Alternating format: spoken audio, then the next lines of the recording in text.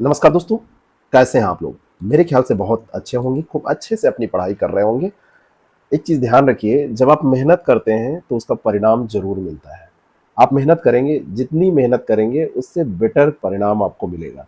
जिनका लक्ष्य है आरओ एआरओ बनना, समय अब उनके लिए बहुत ज़्यादा नहीं है। उनको अब ये सोचने का वक्त नहीं है कि तैयारी करें या ना करें। अगर उन्होंने ठान लिया है, सोच लिया है, तो अब जुट जाने का वक्त है। 2021 के आरओ एआरओ का पेपर, जीएस का पेपर मैं आपके सामने रखने जा रहा हूँ सॉल्व करके। हल प्रश्न पत्र के रखने का उद्देश्य यहाँ पर क्या है? आपको मार्केट में भी ये प्रश्न पत्र मिल जाएगा। आपने पहले भी वीडियोस देखे होंगे, हमारे द्वारा आंसर की भी देखी होगी। लेकिन इसको देखने का उद्देश्य आपका क्या होना चाहिए? जो सीरियस कैंडिडेट है उनके लिए ये डिस्कशन है। पहला उद्देश्य है कि एक तो आप एक शुद्ध हल प्राप्त कर पाए पेपर का, और ये पेपर आपका रेडी हो जाए, तैयार हो जाए। अगर इससे डायरेक्टली प्रश्न पूछे जाए तो आपके हो जाए, और अगर इनडायरेक्टली पूछे तो हो जाए। अगर ये काम आपका हो जाता है तो आप सोचेंगे कि इसको देखने का क्या मतलब है, ये तो हमको सोल्यूशन मिल जाएगा। दूसरा एक उद्देश्य है बहुत अच्छे से आइडिया लग जाना कि पेपर पूछा कैसे जाता है, कैसे डायनेमिक क्वेश्चन पूछे जाते हैं, कितने क्वेश्चन ऐसे होते हैं जो रिपीट होते हैं, करंट अफेयर का क्या लेवल होता है, और कौन से क्वेश्चन कैसे हम करें, कैसे सोचें। इन दो उद्देश्यों के साथ हम यहाँ पर इस पेपर को आपके सामने रखने जा रहे हैं। जीएस के इस पेपर के पहले हिंदी का पेपर भी डिस्कस हो चुका है, तो हिंदी का पेपर भी प्लेलिस्ट में आपको मिल जाएगा।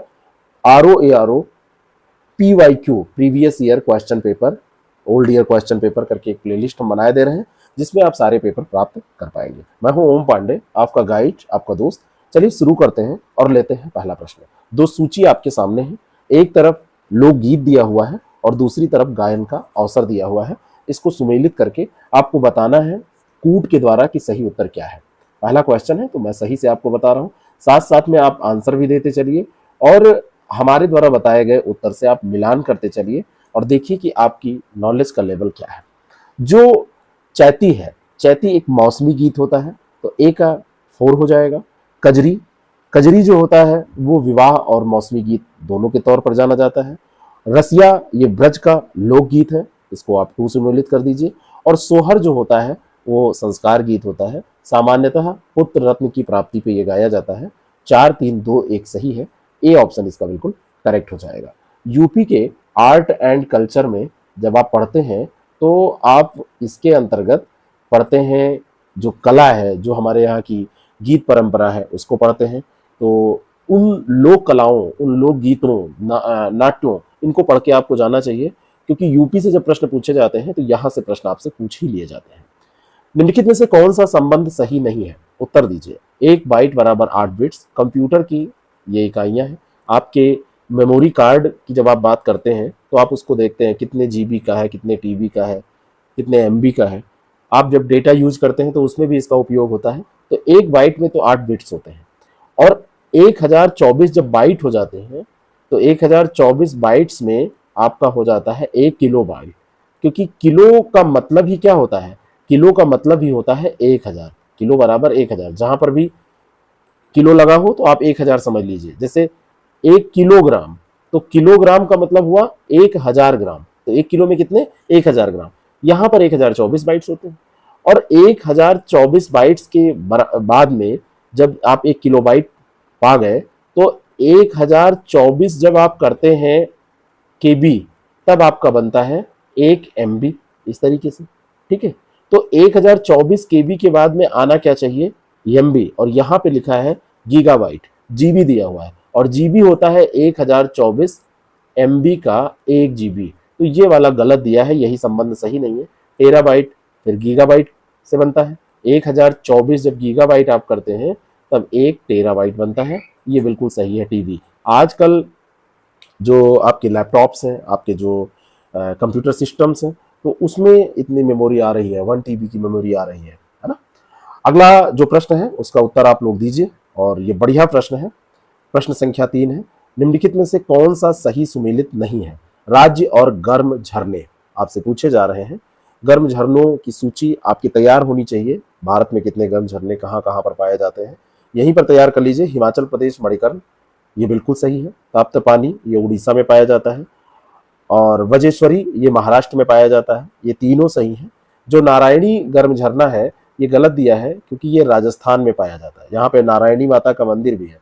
ये राजस्थान के अलवर के पास आपको मिल जाएगा, है ना। सदैव मौसम कैसा भी रहे और यहाँ से हॉट वाटर निकलता रहता है, गर्म पानी यहाँ पर निकलता रहता है। तो ये जो नारायणी है ये राजस्थान में होगा, गुजरात गलत दिया है। तो यही डी ऑप्शन इसका करेक्ट आंसर हो जाएगा। अगला जो प्रश्न है उस प्रश्न का आप उत्तर दें। नेक्स्ट क्वेश्चन आपकी स्क्रीन पर है, बताइए। ये अगला प्रश्न है, निम्नलिखित में से कौन सा सही सुमेलित नहीं है। ये 4 ऑप्शन आपके सामने है, कौन सा इसमें सही सुमेलित नहीं है ये बताना है। कंपनी अधिनियम 2013, भारतीय संविदा अधिनियम 1870, साझेदारी अधिनियम 1832 और वस्तु विक्रय अधिनियम 1930। प्रथम दृष्टया इसको आप देखेंगे तो इकोनॉमी का ये प्रश्न है, इकोनॉमी से रिलेटेड। लेकिन अगर इसको दूसरी दृष्टि से देखें तो ये जीके का भी प्रश्न हो सकता है। विभिन्न अधिनियमों को पूछा गया है, चर्चा में वो रहे हैं, इस कारण से पूछा गया है। तो इसको करंट अफेयर से भी आप रिलेट कर सकते हैं। कंपनी अधिनियम 2013 में आया है नया, बिल्कुल सही है। भारतीय संविदा अधिनियम को भारतीय अनुबंध अधिनियम के नाम से भी जानते हैं और ये पास हुआ था 1 सितंबर 1872 को ये लागू हुआ था और 25 अप्रैल 1872 को ये पास हुआ था। तो 1 सितंबर 1872, यानी कि डेट आपको ना भी याद हो तो सन से काम आपका चल जाएगा। ये यहाँ पर गलत दिया है, यही सही हो जाएगा। साझेदारी अधिनियम 1932 का है और वस्तु विक्रय अधिनियम 1930 का है। चर्चा में रहने वाले अधिनियम थे इसलिए पूछे गए हैं। बहुत घबराने की जरूरत नहीं है कि इसको अब कहाँ से तैयार करें, अरे अब ये तो सब गड़बड़ हो गया, ऐसा प्रश्न आएगा तो हम कैसे तैयार करेंगे। ये गलत है आपकी, अगर ऐसी चिंता आपको हो रही है तो आपको गलत चिंता हो रही है। अगला जो प्रश्न है उसका उत्तर आप दीजिए। ब्रिटिश भारत में सैन्य बल पर केंद्रीय राजस्व का कुल कितना प्रतिशत व्यय होता था। ब्रिटिश भारत की बात हो रही है जब भारत में अंग्रेजों का शासन था। तो इसमें कई पुस्तकों में अलग अलग मिला और ये विवादित क्वेश्चन था, इस पे आयोग का अलग मत था और किताबों में अलग अलग। नॉर्मली ये 40% पर एक मत बनता है, 40% आपको मिल जाएगा। और अंग्रेजों के द्वारा अपने साधन को सुदृढ़ करने के लिए वाणिज्यिक गतिविधियों को किया जाता था और सैन्य बल भी इसीलिए उनको जरूरी महसूस होता था। और ये बिपिन चंद्रा जी की किताब में अलग मिलेगा, ये 52% आपको मिल जाएगा। बिपिन चंद्रा इसमें कहते हैं 52%। ऐसे आप BL ग्रोवर की किताब में जाएंगे तो BL ग्रोवर की किताब में ये 33% मिल जाएगा, ठीक है। लेकिन ये 40% के नज़दीक कई लोगों ने लिखा है, तो ए ऑप्शन इसका आप करेक्ट मानिएगा। आगे अगर आपसे ये प्रश्न पूछा जाता है तो इसका उत्तर आप उसी के मुताबिक दीजिएगा, ठीक है। अगले प्रश्न पर हम चलते हैं। नेक्स्ट क्वेश्चन, अगला जो प्रश्न है, काकोरी संयंत्र केस में प्रधान आरोपी पंडित राम प्रसाद बिस्मिल को उत्तर प्रदेश के किस शहर में फांसी दी गई थी। उत्तर आप दे सकते हैं, उत्तर अपना दीजिए। किस शहर में फांसी दी गई थी। तो ये जब आप देखिए कोई वीडियो देखिए तो आप अपनी परफॉर्मेंस को भी चेक उस समय कर सकते हैं। चेक करने का मतलब ये नहीं होता है कि आपको क्वेश्चन नहीं आया तो बेकार, आप तैयारी के लिए इसको देखिए। और एक चीज जानिए, आप हमेशा टेस्ट करते रहेंगे तो आप तैयार कब करेंगे चीजों को। जब आप टेस्ट कर रहे हैं तो तैयारी के उद्देश्य से करिए तो आपको फ्रस्ट्रेशन नहीं होगा। राम प्रसाद बिस्मिल को जो फांसी दी गई थी वो गोरखपुर जेल में दी गई थी। गोरखपुर जेल में राम प्रसाद बिस्मिल के नाम से वहां पर कुछ अभी जल्दी ही स्थापित किया गया है, वो जरा कमेंट करके आप बताइएगा। कमेंट बॉक्स में जितने कमेंट दिखेंगे लोगों के, मैं समझूंगा कि आप लोग वीडियो को बहुत अच्छे से देख रहे हैं। क्या हुआ है, कौन सी चीज की गई है जो चर्चा में रही है गोरखपुर में राम प्रसाद बिस्मिल जी के नाम। अगला जो प्रश्न है उसका उत्तर दीजिए। पूर्वी उत्तर प्रदेश की पहली केबल कार सेवा निम्नलिखित में से किस जनपद में प्रारंभ हुई थी। करंट अफेयर का यह प्रश्न था। करंट अफेयर के इस प्रश्न का सही उत्तर है मिर्जापुर में यह सेवा शुरू की गई थी और ये पहली केबल कार सेवा है। विंध्याचल धाम को कवर करने के लिए इसको किया गया था। अगस्त 2021 में इसको गृह मंत्री अमित शाह जी के द्वारा उद्घाटित किया गया था, तो ये ध्यान रखिएगा। अगला जो प्रश्न है, तुलसी के पौधे का औषधीय महत्व निम्नलिखित में से किसकी उपस्थिति के कारण होता है। ये प्रश्न सीधा हमारे डेली 30 प्रोग्राम से आपको मिल गया था, सीधा हमने वहाँ पर तुलसी के बारे में डिस्कशन किया था और ये होता है फिनोल एंड फ्लेवोनाइड्स के कारण। तुलसी का जो पौधा है औषधीय गुण रखता है, फिनोल और फ्लेवोनाइड की उपस्थिति के कारण उसमें ऐसा गुण होता है। तुलसी की जो पत्ती होती है उसमें फिनोल पाया जाता है 1.6 से 7, ये मान के चलिए लगभग 7.6% तक इसमें फिनोल पाया जाता है। और फ्लोराइड्स जो होते हैं ये भी पाए जाते हैं 1.5 से 2.225% तक। और ये जो तुलसी का पौधा है ये महक अपनी विशिष्ट महक का कारण जाना जाता है। और द्विबीजपत्री पौधा होता है औषधीय पौधा होता है। तो कभी आपसे पूछ लिया जाए ये कैसा पौधा है, तो द्विबीजपत्री पौधा ये होता है। आप हमारे अगर कोर्सेज में पार्टिसिपेट करते हैं तो हम आपको ऐसे प्रश्नों की तैयारी कराते हैं जहां से प्रश्न आपको लगभग मिल जाते हैं आपके एग्जाम में। निम्नलिखित शब्दों में से कौन सा एक शब्द टीचर शब्द से नहीं लिखा जा सकता? सामान्य सा रीजनिंग का प्रश्न है। आप इनमें से शब्दों को देखिए। रीच लिखा जा सकता है, देखिए आर है, ई है, ए है, सी एच है, रीच लिखा जा सकता है। चीयर लिखा जा सकता है, C H double E R, ठीक है।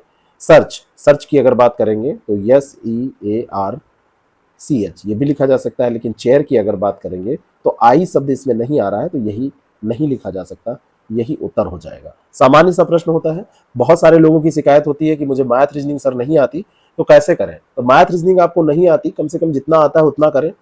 मैथ रीजनिंग तैयार करते रहेंगे तो साल भर उसी को पढ़ेंगे, बहुत कुछ अंतर नहीं पड़ेगा। तो जितना आसानी से आप पढ़ सकते हैं, कर सकते हैं, उनको करिए। जो छूट जाए उसको छोड़ दीजिए, 100% करना नहीं होता है। निम्नलिखित में से किसे एक जैव विविधता हॉटस्पॉट माना जाता है? भारत में, भारत में जैव विविधता हॉटस्पॉट की अगर बात करें, उसके पहले मैं बताना चाहता हूं कि जैव विविधता हॉटस्पॉट शब्द का जो सबसे पहले जैव विविधता शब्द का जो प्रयोग है ये किया था जी रोशन ने। इनका नाम था जी रोशन, जी रोशन महोदय ने किया था।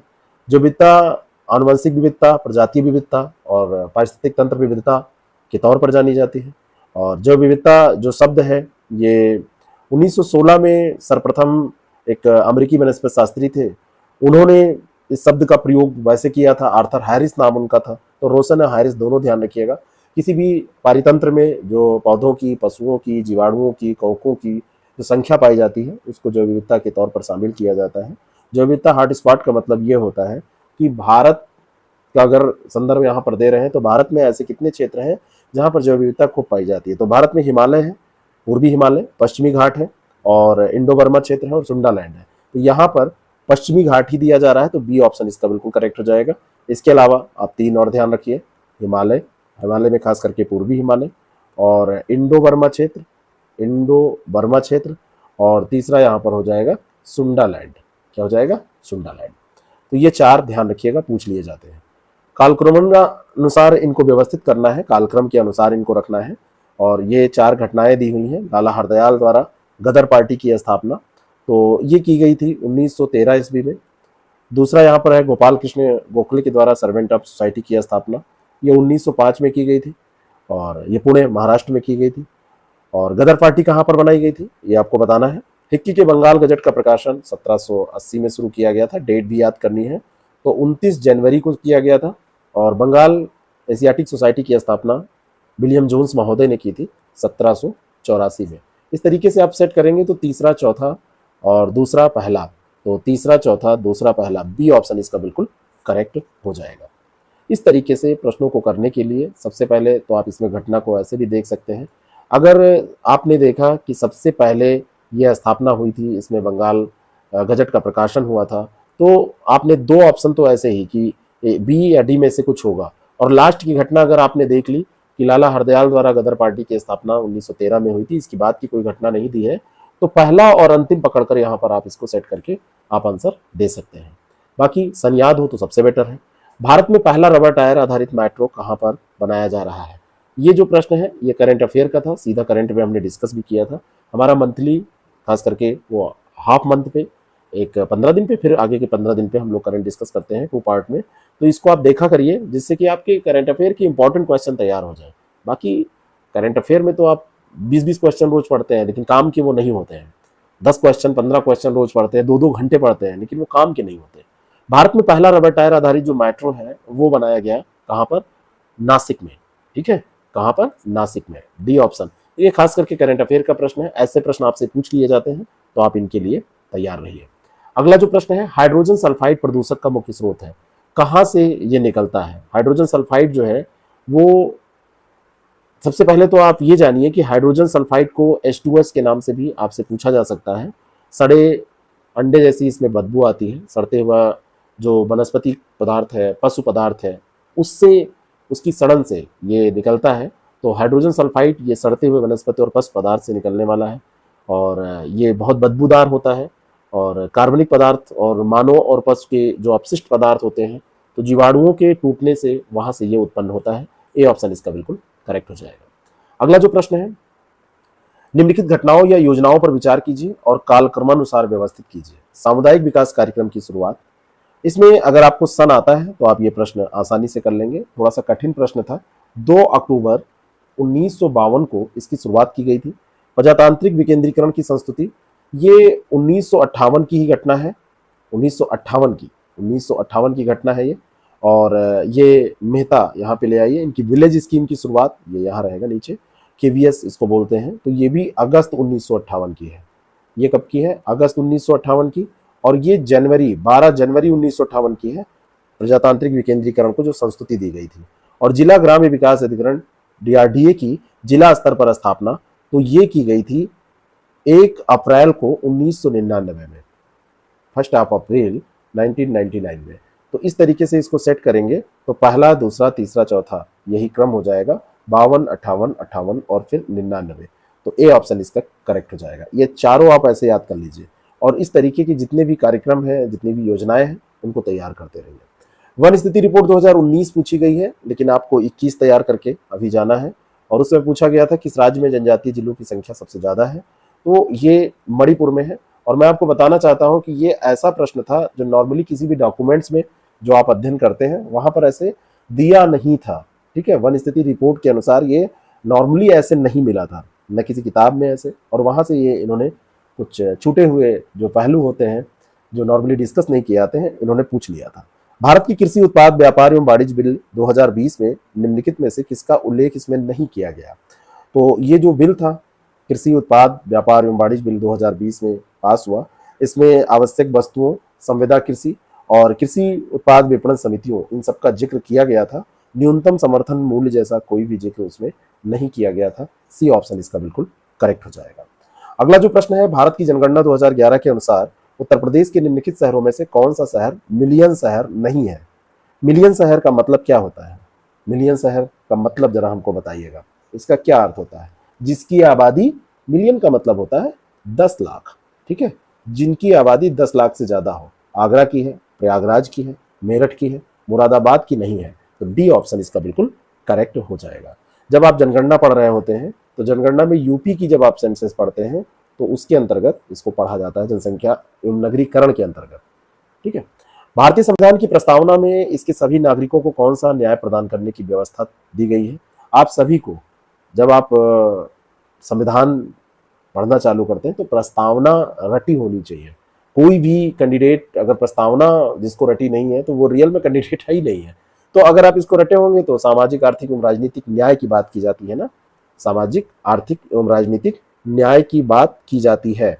किसको किसको प्रस्तावना याद है? अगर प्रस्तावना आपको याद नहीं है तो आज ही उसको रटिए, है ना, आज ही उसको रटने की कोशिश करिए। क्या कहा गया है? अगर आप इसको ये क्वेश्चन का आंसर देना चाहते हैं तो कैसे आपको याद होना चाहिए? हम भारत के लोग भारत को एक संपूर्ण प्रभुत्व संपन्न समाजवादी पंथ निरपेक्ष लोकतंत्रात्मक गणराज्य बनाने के लिए और उसके समस्त नागरिकों को सामाजिक, आर्थिक और राजनीतिक न्याय, पहली ही जहां से दूसरा स्टेंजा स्टार्ट होता है तो पहली ही लाइन उसकी है, सामाजिक, आर्थिक और राजनीतिक न्याय, विचार, अभिव्यक्ति, विश्वास, धर्म और उपासना की स्वतंत्रता। न्याय 3 प्रकार का है, विचार, अभिव्यक्ति, विश्वास, धर्म और उपासना। तो 5 प्रकार की स्वतंत्रता और प्रतिष्ठा और अवसर की समता, 2 प्रकार की समता तथा उन सब में व्यक्ति की गरिमा और राष्ट्र की एकता और अखंडता सुनिश्चित करने वाली बंधुता बढ़ाने के लिए, है ना। तो यहाँ पर राष्ट्र की एकता और अखंडता सुनिश्चित करने वाली बंधुता, 2 तरीके की बात हो रही है बंधुता की। दृढ़ संकल्प होकर अपनी इस संविधान सभा में आज तारीख 26 नवंबर 1949 ईस्वी मिति मार्गशीर्ष शुक्ला सप्तमी संवत 2006 विक्रमी को एतद द्वारा इस संविधान को अंगीकृत, 3 शब्द है वहां पर, अंगीकृत एक शब्द ये है, दूसरा शब्द क्या है? अधिनियमित, दूसरा शब्द ये है अधिनियमित, और तीसरा शब्द है आत्मार्पित करते हैं, आत्मार्पित करते हैं। ये 3 शब्द है। 26 नवंबर 1949, इसको याद करिए आज ही, चस्पा कर लीजिए, चिपका लीजिए अपने दिमाग में, तो चिपका ही लीजिए। अगर नहीं याद हो रहा है तो थोड़ा अपनी दीवार पे कहीं पे चिपका लीजिए और इसको पढ़ के तैयार कर लीजिए, कभी भी इंटरव्यू में भी आपसे सुन लिया जाता है। फसल चक्र के संदर्भ में निम्नलिखित में से कौन सा कथन सही है? गहरी जड़ों वाली फसलों के बाद उसी तरीके की फसल क्या करना चाहिए? उगानी चाहिए। जब गहरी जड़ आप उगा चुके हैं तो वैसी क्यों हल्की जड़ों वाली उगाएंगे, छोटी जड़ों वाली? तो पहला तो गलत है। और फलीदार फसल के बाद बिना फली वाली फसल, तो फसल चक्र तभी बनता है जब एक किस्म के बाद दूसरी प्रकार की, खास करके उसकी जो एंटी किस्म है, जैसे बड़ी जड़ वाली आपने लगा लिया फसल, उसके बाद में छोटी छोटी जड़ वाली लगाइए, ठीक है, फिर बड़ी लगाइए। तो इस तरीके से तो दूसरा तो यहाँ पे सही है, पहला गलत है, बी ऑप्शन इसका बिल्कुल करेक्ट हो जाएगा। सामान्य सा रीजनिंग का प्रश्न है, निम्नलिखित में से कौन से, वैसे है तो एग्रीकल्चर का प्रश्न, लेकिन आप अपनी रीजनिंग पर इसको निकाल सकते हैं। भारतीय राष्ट्रपति लोकसभा के अध्यक्ष भी रहे हैं, ऐसे कौन से भारतीय राष्ट्रपति रहे हैं? इसमें चारों ऑप्शन की अगर हम बात करें तो फखरुद्दीन अली अहमद, डॉक्टर शंकर दयाल शर्मा, डॉक्टर जाकिर हुसैन, तो ये लोग राष्ट्रपति तो रहे, लेकिन लोकसभा अध्यक्ष इसमें से नीलम संजीव रेड्डी रहे हैं। नीलम संजीव रेड्डी 1967 से लेके 1969, ये चौथी लोकसभा थी, फोर्थ लोकसभा थी, और फोर्थ लोकसभा के ये क्या थे, स्पीकर रहे हैं। फोर्थ लोकसभा के ये स्पीकर रहे हैं, और उसके बाद में उन्होंने ये पद छोड़ दिया था जब उन्होंने राष्ट्रपति का चुनाव लड़ा, और निर्विरोध राष्ट्रपति चुने गए थे, और ये 8वें अर्थ राष्ट्रपति के रूप में जाने जाते हैं। 8वें राष्ट्रपति थे, निर्विरोध चुने गए थे, ये सबसे इंपॉर्टेंट बात है इनके बारे में।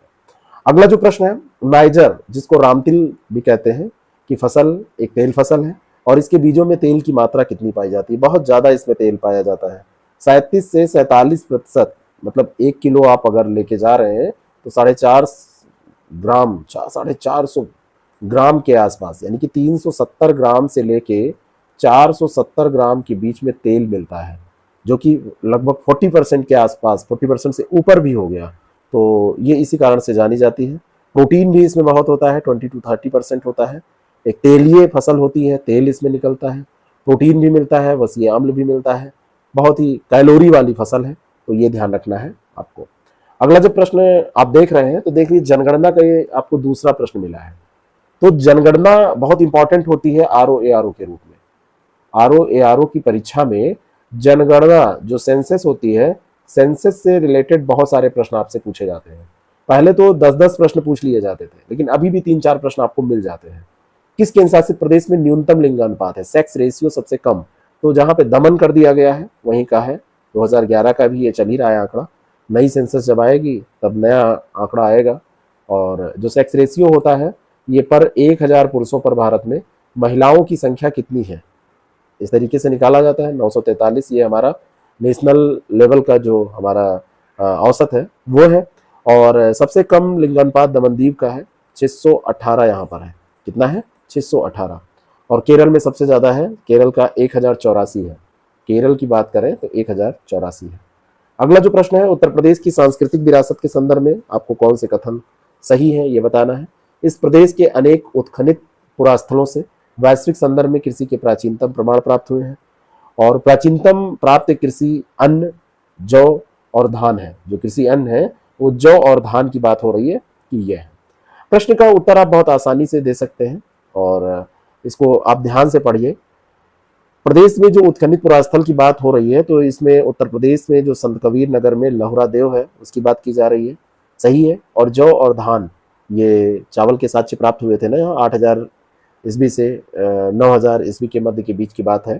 तो ये दोनों सही बातें यहाँ पर दी हुई हैं, और इस तरीके से सही उत्तर हो जाएगा पहला और दूसरा दोनों, सी ऑप्शन इसका करेक्ट हो जाएगा। अगला जो प्रश्न है उसका उत्तर दीजिए। दक्षिण एशियाई देश के लिए भारत का 6 सूत्री प्रस्ताव भारत के किस प्रधानमंत्री के द्वारा प्रस्तुत किया गया था? ये बात है 21 सितंबर 1973 की, जब भारत सरकार और आंध्र प्रदेश के बीच, क्षेत्रों के बीच, आंध्र प्रदेश और भारत सरकार का जो क्षेत्र था उसमें एक राजनीतिक समझौता हुआ था 6 सूत्री। और ये आपको जानना चाहिए।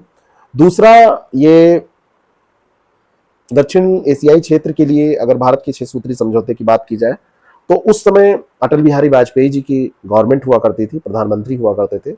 AB अटल बिहारी वाजपेयी जी उस समय ये प्रधानमंत्री थे, और इनके समय में ये एक दक्षिण एशियाई क्षेत्र के लिए 6 सूत्री सूत्र का प्रस्ताव रखा गया था, 6 सूत्री फार्मूला था जिसको रखा गया था। तो बी ऑप्शन इसका बिल्कुल करेक्ट हो जाएगा। ठीक है, तो ये ध्यान रखिएगा। दोनों इसीलिए मैंने बता दिया है कि आप कब दूसरा पूछ लिया जाए तो जानते रहें। निम्नलिखित आकृति में कितने वर्ग और कितने त्रिभुज हैं? पहले आप वर्ग की चारों भुजाएं बराबर होती है, त्रिभुज इस शेप में होता है। तो वर्ग यहाँ पर देखेंगे तो एक आपका वर्ग ये बन रहा है, दूसरा वर्ग ये बन रहा है और तीसरा वर्ग यहाँ पर ये बन रहा है। तो 3 वर्ग हो जाएंगे, वर्गों की संख्या 3 हो जाएगी। त्रिभुजों की संख्या जब आप काउंट करेंगे तो इसमें काउंट करने पे आपके 18 त्रिभुज आएंगे। अरे 1 2 3 4 ये हैं, 4 4 8 यही हो गए, एक से मिलकर बनने वाले। फिर दो दो से मिलकर बनने वाले 1 2 3 4 8 यही हो गए, है ना। तो 8 दूनी 16 और उसके बाद में एक त्रिभुज आपका इधर से बन जाएगा जो मिलकर आपका बनेगा ये 1 2 3 4 से और 1 2 3 4 से 2। तो 8 दूनी 16 2 18। तो 3 वर्ग और 18 त्रिभुज यहाँ से बन जाएंगे। अगला जो प्रश्न है उसका उत्तर दे। निम्नलिखित सिविल सेवा के संदर्भ में कथनों में से भारतीय सिविल सेवा के संदर्भ में निम्नलिखित कथनों में से कौन सा कथन सही है। भारत सरकार अधिनियम 1919 में भारतीय सिविल सेवा के लिए एक अलग परीक्षा का प्रावधान किया गया जो भारत में होनी थी। सबसे पहली बार कब भारत में सिविल सेवा की परीक्षा हुई थी, अगर ये फैक्ट आपको पता है तो आप इस प्रश्न का उत्तर आसानी से दे लेंगे। और भारतीय सिविल सेवा में 1941 में भारतीयों का प्रतिशत यूरोपवासियों से अधिक था। पहले यूरोपवासी ही यहाँ पे सिविल सर्विसेज में सिविल सर्वेंट के रूप में कार्यरत थे, कार्य करते रहते थे ज़्यादा संख्या में, क्योंकि ये परीक्षा लंदन में आयोजित होती थी। और प्रथम विश्व युद्ध और चेम्सफोर्ड सुधार, जो भारत सरकार अधिनियम 1919 की बात है, तो इसको चेम्सफोर्ड सुधार के नाम से भी जाना जाता है। तो उस पर एक सहमति बनी कि ये परीक्षा जो है ये यहाँ पर कराई जाए और पहली बार 1922 में ये परीक्षा भारत में आयोजित की गई थी। तो पहला सही है। और दूसरा 1941 में प्रतिशत यूरोपवासियों से अधिक हो गया था भारतीयों का, तो दोनों के दोनों भारतीयों को मौका मिला तो इनका जो नंबर था वो बढ़ गया, इनकी डिजिट बढ़ गई, संख्या बढ़ गई। सी ऑप्शन इसका बिल्कुल करेक्ट हो जाएगा। तमरिया जनजाति भारत के निम्नलिखित किस राज्य में पाई जाती है। बहुत ही बढ़िया प्रश्न है, इंपॉर्टेंट प्रश्न है। और इसमें राष्ट्रीय अनुसूचित जनजाति आयोग ने उस समय झारखंड के तमरिया समुदाय को अनुसूचित जनजातियों की सूची में शामिल करने की मंजूरी प्रदान की थी। तो करंट अफेयर में चर्चा में रहने के कारण ये पूछा गया था, ये झारखंड की जनजाति है। सी ऑप्शन इसका बिल्कुल करेक्ट हो जाएगा। आंख नाक कान जो जितना खुला रहेगा जिसका, तो वो उतना अच्छा कैंडिडेट होगा, उतना अच्छा पेपर उसका होगा। आजकल का जो पेपर है वो स्मार्ट स्टडी मांगता है। आज का पेपर किताबी कीड़ों के लिए नहीं है। आजकल का पेपर जो आ रहा है वो अपना पेपर आप पढ़िए, न्यूज़पेपर पढ़िए तो उसको रिलेट करके देखिए उसको ऐसे बंद करके मत रख दीजिए। उसको जितना भी रिलेट करके, जितना ज्यादा उसका डायमेंशंस आप निकाल सकते हैं उतना सोच डालिए, तभी आप अच्छे से पेपर कर पाएंगे। भारतीय नीति आयोग द्वारा प्रकाशित एसडीजी इंडिया इंडेक्स एवं डैशबोर्ड 2020-21 इस तरीके के प्रश्न आजकल बहुत पूछते हैं। खास करके नीति आयोग की जितनी भी रिपोर्ट्स होती हैं उन रिपोर्ट्स को आपको बहुत केयरफुली पढ़ना चाहिए और उससे प्रश्न जितने भी बन सकते हैं, जितने भी क्वेश्चन नॉर्मली मैं यहाँ पर डिस्कस कर देता हूँ, उन क्वेश्चंस को आपको हर हाल में पढ़ना चाहिए, बार बार उनको रिवाइज करना चाहिए जिससे कि आंकड़े आपके गलत न हो। तो कौन सा राज्य सतत विकास लक्ष्यों में संबंधित अपने प्रदर्शन में शीर्ष 10 राज्यों में सम्मिलित नहीं था। पहले नॉर्मली प्रश्न बनता था टॉप वाले राज्यों से, टॉपर राज्यों से, लेकिन अब पूछा जाता है शीर्ष 10 में कौन शामिल नहीं था, तो इसमें पंजाब शामिल नहीं था। ए ऑप्शन इसका बिल्कुल करेक्ट हो जाएगा। करंट का प्रश्न है तो ज्यादा यहाँ पर एक्सप्लेन करने की कोई जरूरत नहीं है। निम्नलिखित में से किस देश में, तो आप जब ऐसे करंट अफेयर का प्रश्न आजकल पढ़ रहे हैं तो करंट अफेयर के प्रश्न में आप टॉप 10 सूची देख लें और कौन सा नहीं था ये जवाब देना थोड़ा सा कठिन होता है। टॉप जो 5 है वहां तक तो आप देख ही लें हर हाल में। टॉप 10 पूछा जा रहा है तो थोड़ा सा मुश्किल होगा, लेकिन देख के जाना है आपको। कभी भी तैयारी इस लिहाज से ना करिए कि ये नहीं हो पाएगा, जितना हो पाएगा उतना करेंगे, जो नहीं हो पाएगा वो किसी का नहीं हो पाएगा। और मान लो किसी का हो ही गया तो उसका दूसरा पोर्शन आपसे कमजोर होगा, तो डरने की जरूरत नहीं है, करने की जरूरत है। निम्नलिखित में से किस देश में उसकी कुल ऊर्जा आवश्यकता का 99% जल विद्युत से प्राप्त होता है। मतलब जितनी भी अगर 100 यूनिट जल विद्युत की आवश्यकता है तो 99 यूनिट वो जल विद्युत से प्राप्त करता है और वो है ब्राजील। डी ऑप्शन इसका बिल्कुल करेक्ट हो जाएगा। 2/3 पूरा जो महाद्वीप है साउथ अमेरिका की बात करें तो 2/3 उसका ब्राजील के पास है। क्या विद्युत उत्पादन में इतनी क्षमता ब्राजील के पास है। दक्षिण अमेरिका में सबसे बड़ी स्थापित जल विद्युत क्षमता इसी के पास है। संयुक्त राज्य अमेरिका को इसने पीछे किया था और दूसरा सबसे बड़ा जल विद्युत उत्पादक बन गया था ये 2018 में। उसी समय ये क्वेश्चन पूछा गया था। तो 99% यहाँ पर जल विद्युत से प्राप्त विद्युत होती है, जल विद्युत से प्राप्त होती है। अगला जो प्रश्न है, निम्नलिखित में से विश्व में मछली का सबसे बड़ा उत्पादक देश कौन सा है। ये आंकड़ों पे आधारित डेटा जो होते हैं उन पर आधारित प्रश्न है, तो इसको आप एग्जाम से जस्ट पहले कहीं विश्वसनीय, चाहे आप साइट्स पे विजिट करें, चाहे मैं कराता हूँ, हमारे प्लेटफॉर्म पर डिस्कस किया जाता है, वहाँ से आप देखें, कहीं से भी आप देखें, लेकिन इसको उस समय अपडेट करके ये आंकड़े जाए। फिलहाल का विश्व में मछली का सबसे बड़ा उत्पादक चाइना है, लेकिन कब आंकड़ा बदल जाए कुछ कहा नहीं जा सकता है। ठीक है, तो चाइना बहुत ज़्यादा मछली उत्पादन करता है और पूरी दुनिया का 1/3, ये आंकड़ा जल्दी बदलने वाला नहीं है। भारत इसका 1/6 करता है, चाइना जितना करता है उसका 1/6। चाइना करता है लगभग 60 million tonne, 58.8 million tonne, Bharat करता है 9.46 मिलियन टन। तो 1/6 ऑफ चाइना इंडिया करता है, 1/6 केवल करता है। फिर चीन के बाद भारत, भारत के बाद इंडोनेशिया आता है। तो यहाँ पर क्रम याद रखिएगा, ये चाइना है, चाइना के बाद में इंडिया है और इंडिया के बाद में इंडोनेशिया है। तो ये फिशरीज में, ठीक है, ये मछली उत्पादक देशों की ये सूची है और ये क्रम आपको ध्यान में रखना चाहिए। अगला जो प्रश्न है, भारत की राष्ट्रीय अर्थव्यवस्था का सबसे बड़ा स्रोत कौन सा है? सेवा क्षेत्र, कृषि क्षेत्र, औद्योगिक क्षेत्र, व्यापार क्षेत्र। तो हमारे यहाँ सेवा क्षेत्र सबसे बड़ा अर्थव्यवस्था का स्रोत है, तो ये ध्यान रखिएगा। ए ऑप्शन इसका बिल्कुल करेक्ट है, बेसिक प्रश्न है बिल्कुल। ब्लैक पॉटरी के लिए geographical indication tag, current affair का प्रश्न है। जीआई टैग जो दिया जाता है, सबसे पहले भारत में किसको जीआई टैग दिया गया था? ये क्वेश्चन आपके लिए है और इसका उत्तर तुरंत आप टाइप कीजिए। अगर आपको ये सेशन अच्छा लग रहा है, आपको लग रहा है कि ये फायदेमंद है, आपको लग रहा है कि यहाँ पे जो डिस्कशन है काम का है, तो इसको बिना शेयर किए मत जाइएगा। और अगर आपको लग रहा है कुछ कमी है तो उसको कमेंट करके बताइएगा। इस रीच को आप इतना शेयर कर दीजिए कि हम ऐसे ही आरओ, बीओ और पीसीएस जितना है उसका 10-10 साल का आपको पूरा पीडीएफ के साथ देने पर मजबूर हो जाए। हमारी टीम को प्रोत्साहित करिए। Geographical indication tag Uttar Pradesh में निम्नलिखित में से किस स्थान से मिला है? किसको? ब्लैक पॉटरी को। तो ब्लैक पॉटरी एक आजमगढ़ का जगह है, आजमगढ़ की जगह है निजामाबाद। निजामाबाद पूरी दुनिया में फेमस है और 400 के समथिंग परिवार है वहाँ पे, 400 फैमिलीज हैं। और ये फैमिलीज क्या करती हैं? ये काम करती हैं, ब्लैक पॉटरी का काम करती हैं। 80% हिस्सा इसको एक्सपोर्ट करने के काम आता है और 2 करोड़ से अधिक का वार्षिक कारोबार ये फैमिलीज करती हैं, अपना खर्चा चलाती हैं। लेकिन इसको कोई जियोग्राफिकल इंडिकेशन तो ठीक है, मिल गया, लेकिन इसको अगर गवर्नमेंट थोड़ा सा सपोर्ट करे, गवर्नमेंट इसमें थोड़ा सा इनपुट दे, थोड़ा सा इन लोगों का हेल्प करे, इन लोगों को लोन वगैरह कम ब्याज दर पर मिल जाए या सब्सिडी मिल जाए, कुछ और ऐड हो जाए, तो ये लोग वैल्यू ऐड भी कर सकते हैं और इसको व्यापार को बढ़ा सकते हैं। धूपगढ़ चोटी निम्नलिखित राष्ट्रीय उद्यानों में से किसमें स्थित है? धूपगढ़ चोटी पूछी गई है।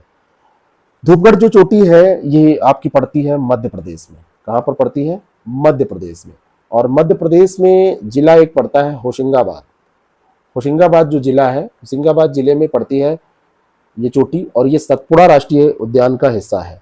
ठीक है, धूपगढ़ चोटी सतपुड़ा राष्ट्रीय उद्यान का हिस्सा है। ए ऑप्शन इसका बिल्कुल करेक्ट हो जाएगा। यहाँ पर आपको महुआ, बेल, बांस और तेंदुआ, सांभर, चीतल, मेढकी, नीलगाय, भेतकी, 4 सींग वाले मृग, चिंकारा, बायसन सब मिल जाएंगे। बायसन भैंसे होते हैं। एक गुप्त कोड संदेश में होटल को 300 के रूप में लिखा जाता है। इसमें सारे अक्षर को जोड़िए और उसको 1 2 3 4 5 जो इनकी वैल्यू आएगी वो 60 आएगी, 5 से मल्टीप्लाई करेंगे तो 300। पहले भी पूछा जा चुका है। बोर को आप जोड़ेंगे तो ये 40 आएगा और 1 2 3 4 से मल्टी जितने भी अक्षर उनसे मल्टीप्लाई कीजिए तो 160 इसका आंसर आ जाएगा। बी ऑप्शन इसका बिल्कुल करेक्ट हो जाएगा। देखिए कितनी सिंपल मैथ्स रीजनिंग आपसे पूछी जाती है। जनगणना का तीसरा प्रश्न देखिए आपके सामने आ गया। भारत में निम्नलिखित राज्यों में से कौन सा राज्य सबसे कम नगरीकरण का प्रतिशत वाला राज्य है? जहां पर नगरीकरण सबसे कम है, वैसे पूरे भारत की देखी जाए तो 31.16% पाई जाती है। ये पूरे भारत के नगरीकरण की बात है। इसको 100 से आप घटा देंगे तो आपको कितनी जनसंख्या प्रतिशत में गांव में रहती है निकल आएगी। हिमाचल प्रदेश में केवल 10.03% जो पॉपुलेशन है हिमाचल प्रदेश की वो नगरों में निवास करती है, बाकी सब कहाँ निवास करती है? गांव में निवास करती है। बिहार भी सेकंड स्थान पे 11.29% है और फिर उड़ीसा 16.69% है और राजस्थान जो है 24.87% है। तो सबसे कम हिमाचल प्रदेश में। ए ऑप्शन इसका बिल्कुल करेक्ट हो जाएगा। शहरी आबादी का सबसे कम प्रतिशत हिमाचल प्रदेश में पाया जाता है। रिजर्व बैंक ऑफ इंडिया के निम्नलिखित गवर्नरों पर विचार करें और उनके कालानुसार व्यवस्थित करके कूट के द्वारा ये उत्तर दें। तो यहाँ पर देखिए इनका सन याद रखना बड़ा मुश्किल होता है, लेकिन मोटे तौर पर आप देखेंगे तो आपको अगर लिस्ट आपने रिवाइज कर रखा है, अब ये प्रश्न नॉर्मली जीके का प्रश्न है, लेकिन जब एक पूछा जाए कि ये कब रहे हैं ऐसे, लेकिन यहाँ पे सीक्वेंस पूछ के इसको जीएस का बना दिया गया, कठिन कर दिया गया। इसमें सबसे सीनियर है आईजी पटेल, इनका नाम था इंद्र प्रसाद गोवर्धन भाई पटेल। दिसंबर 1977 से ये रहे हैं 1982 तक। सेकंड नंबर पर नाम आता है मनमोहन सिंह, डॉक्टर मनमोहन सिंह, जो हमारे प्रधानमंत्री भी रहे हैं। 1992 में जब एलपीजी की पॉलिसी आई थी उस समय ये थे, 1997 तक रहे थे। और फिर बारी आती है आपकी सी रंगराजन, चक्रवर्ती रंगराजन की। ये 92 से 97 के बीच में तो रंगराजन रहे हैं। रंगराजन रहे हैं 1992 से 1997 के बीच में, ठीक है ना। ये तो उस समय वित्त मंत्री थे ना, ये डॉक्टर मनमोहन सिंह, तो ये पहले रह चुके हैं। ये रह चुके हैं 1982 से 1985 के बीच में, 1982 से 1985 के बीच में ये रह चुके हैं।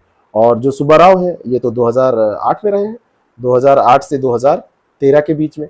तो इस तरीके से आप सेट करेंगे तो सेकंड नंबर और फिर फोर्थ नंबर, सेकंड और फोर्थ, सेकंड फोर्थ अगर आपका ये सेट हो गया तो ये उत्तर बी हो जाएगा, ठीक है ना। तो second fourth first and third, तो इनका मोटा मोटा आप देख लीजिए कि जैसे सेकंड अगर आपको पता है कि सबसे सीनियर आईजी पटेल है, तो यहाँ से आंसर 2 तो आप एलिमिनेट कर सकते हैं।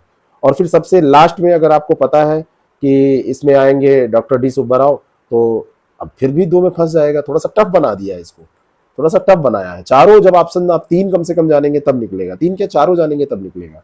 तो ऐसे प्रश्न कभी कभी परेशान करने के लिए रखे जाते हैं, बहुत इसमें परेशान होने की जरूरत नहीं होती है। अगला जो प्रश्न है, निम्नलिखित में से कौन सा देश अब्राहम समझौता, जो अब्राहम अकॉर्ड है, करंट अफेयर में चर्चा में था और ये मेंस में भी पूछा गया था, मेंस 2021 में भी इसको पूछा गया था। तो अब्राहम अकॉर्ड का हस्ताक्षर करता, ये यूपीपीसीएस की मैं बात कर रहा हूँ, यूपीपीसीएस का जो मेंस एग्जाम हुआ था उसमें, तो इसमें थे इजराइल, संयुक्त अरब अमीरात और बहरीन, इनके बीच में अब्राहम समझौता हुआ था। इजराइल, संयुक्त अरब अमीरात और बहरीन के बीच में हुआ था और संयुक्त राज्य अमेरिका के द्वारा इसकी मध्यस्थता की गई थी, ठीक है। तो करंट में जब ऐसे चर्चे आए, ऐसे मुद्दे आए, तो आप जरूर इनको देख लें। सूची फर्स्ट सेकंड को सुमेलित कीजिए। मिट्टी और राज्य दिया है, जलोढ़ मिट्टी। जलोढ़ मिट्टी कहाँ, जहाँ पे कुछ नदियाँ बहेंगी वहीं पर तो मिलेगी। तो जलोढ़ मिट्टी को आप उत्तर प्रदेश से सुमेलित कर सकते हैं, काली मिट्टी को आप महाराष्ट्र से सुमेलित कर सकते हैं और लाल मिट्टी को आप आंध्र प्रदेश से, मरुस्थलीय को राजस्थान से कर सकते हैं। तो 2, 3, 4, 1 सरल सा प्रश्न है, बी ऑप्शन इसका करेक्ट हो जाएगा। अगला प्रश्न है, निम्नलिखित में से कौन सा वक्तव्य सही नहीं है। ईमेल इलेक्ट्रॉनिक मेल को संदर्भित करता है, www वर्ल्ड वाइड वेब को संदर्भित करता है, कंप्यूटर से प्रश्न पूछा गया है। सीपीयू में कंट्रोल नहीं सेंट्रल प्रोसेसिंग यूनिट होती है, यही गलत है। और एएलयू अर्थमेटिक लॉजिकल यूनिट को संदर्भित करता है, ये सही है, सी ऑप्शन इसका इनकरेक्ट है। समुद्री चक्रवात तूफान जो आया था तौकते, चक्रवाती तूफान था तौकते, ये किस सागर में उत्पन्न हुआ, करंट अफेयर का प्रश्न था और ये उत्पन्न हुआ था कहां पर, अरब सागर में। डी ऑप्शन इसका बिल्कुल करेक्ट हो जाएगा। अब ऐसे जब आए तो आप उसको थोड़ा सा मैप वगैरह देख लीजिए कि अरब सागर में इसका कहाँ पे केंद्र बिंदु था और इसके प्रभाव देख लीजिए, कैसे इसने तबाही मचाई या तबाही मचाने से अगर रह गया, जितनी उम्मीद थी उतनी मचाई कि नहीं मचाई। निगेटिव उम्मीद भी हम करते तो ही हैं। निम्नलिखित में से कौन सही सुमेलित नहीं है। प्राथमिक ऊर्जा ज्वारीय ऊर्जा, वाणिज्यिक ऊर्जा तेल और गैस, गैर वाणिज्यिक ऊर्जा जानवरों का गोबर और गैर पारंपरिक ऊर्जा सौर ऊर्जा। तो गैर पारंपरिक सौर है, गैर वाणिज्यिक जानवरों का गोबर, वाणिज्यिक में तेल और गैस आता है। जो ज्वारीय ऊर्जा है, ज्वारीय ऊर्जा नवीकरणीय ऊर्जा का स्रोत होता है, नवीकरणीय ऊर्जा स्रोत ये होता है, तो ये गलत दिया है। प्राथमिक ऊर्जा में तो आपके कोयला, तेल, गैस ये सारी चीज़ें आती हैं, जो जीवाश्म ईंधन है उनको शामिल किया जाता है, तो प्राथमिक ऊर्जा ये नहीं है, ये ऑप्शन इसका करेक्ट हो जाएगा, यही सुमेलित नहीं है। अगला जो प्रश्न है, पारंपरिक लोक नाट्य भांड पाथर, इस लोक नाट्य का नाम क्या है, भांड पाथर, ये किस राज्य या केंद्र शासित प्रदेश से संबंधित है। भांड पाथर जो नृत्य है ये एक सामाजिक नाटक है और सामाजिक व्यंग इसमें दिखाया जाता है और ये जम्मू कश्मीर से रिलेटेड है और ये एक आप कह सकते हैं भारतीय नाट्यशास्त्र में भी इसका उल्लेख है। तो ये भांड भावना से व्यंग्यपूर्ण और यथार्थवादी तौर पर इस नाटक को किया जाता है, ये ऑप्शन इसका बिल्कुल करेक्ट हो जाएगा। अगला जो प्रश्न है, निम्नलिखित में से भिन्न को चुनिए, कौन सा भिन्न है, यानी कि अलग कौन सा है, डिफरेंट को चुनना है, ठीक है। तो इसमें आपका 2 अक्षरों का के स्थितीय मानों का अंतर -1 ये करना है। तो J18 -10 -1, तो यहाँ पर आना चाहिए 7, जो कि आपका यहाँ पे 6 दिया है। R में यानी 22 -18 -1, तो ये 3 आ जाएगा, ये 5 आ जाएगा, ये 2 आ जाएगा, यहाँ पर आना चाहिए 7, तो यहाँ पे दिया है 6, तो ए ऑप्शन इसका बिल्कुल करेक्ट है। इसको जोड़ के -1 कर दीजिए, नहीं, पहला और दूसरा घटा के जैसे 12 -18, इसका क्रम देखिए, और घटाया आपने तो उसके बाद में -1, ठीक है, तो 22, सॉरी आर तो 22 होता है, तो 22 -18 यानी कि 4 और -1 बराबर 3, ठीक है, 22 इसका होगा ना स्थान। आगे बढ़ते हैं, अगला प्रश्न लेते हैं। घटते उत्पादकता के क्रम में अधोलिखित में से कौन सा पारितंत्र जो क्रम है वो सही है? सॉरी, सबसे ज्यादा जो उत्पादकता होती है वो मैंग्रोव की होती है। किसकी? मैंग्रोव की, 2 में दिया हुआ है। और उसके बाद में सागर, घास का मैदान, इसमें आपको डिसाइड करना हो तो घास मैदानों की ज्यादा होगी सागर की अपेक्षा, और फिर झील और फिर सागर आएंगे। सागर के टोटालिटी वैसे तो वो ज्यादा है, बहुत बृहद है भाई, बड़े भाई, प्रशांत महासागर ही 1/3 है पूरी पृथ्वी का, और उसके बाद में फिर अभी अटलांटिक ओशन, इंडियन ओशन, ये सारे हैं। तो यहाँ पर जो मैंग्रोव घास का मैदान है वो सबसे ज्यादा, फिर घास का मैदान, फिर झील और फिर सागर, इनकी उत्पादकता होती है। आप टोटलिटी में जब जाइए, पर कैपिटा एरिया, मतलब एरिया के हिसाब से कितना क्या निकलता है, मतलब उत्पादन इकाई या इकाई समय या इकाई क्षेत्र की बात जिसमें की जा रही है, तो ये सी हो जाएगा। भारतीय संविधान की किस अनुच्छेद के अंतर्गत अंतर्राष्ट्रीय समझौतों को प्रभावी बनाने के लिए संसद राज्य सूची के विषय पर कानून बना सकती है? तो ये आपका अनुच्छेद है 253, डी ऑप्शन इसका बिल्कुल करेक्ट हो जाएगा। 252 में क्या दिया है?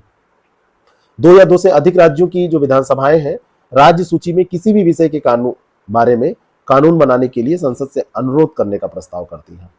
और ये जो 253 दिया हुआ है, 53 जो 245 से 55 है, उसमें केंद्र राज्य विधायी संबंधों पर चर्चा है। तो राज्य सूची के विषय पर कानून बनाने की बात 53 में की गई है। 52 हो ही गया। और 249 में जहां तक है, ये 2/3 बहुमत के साथ राज्यसभा प्रस्ताव पेश करती है और मतदान करती है।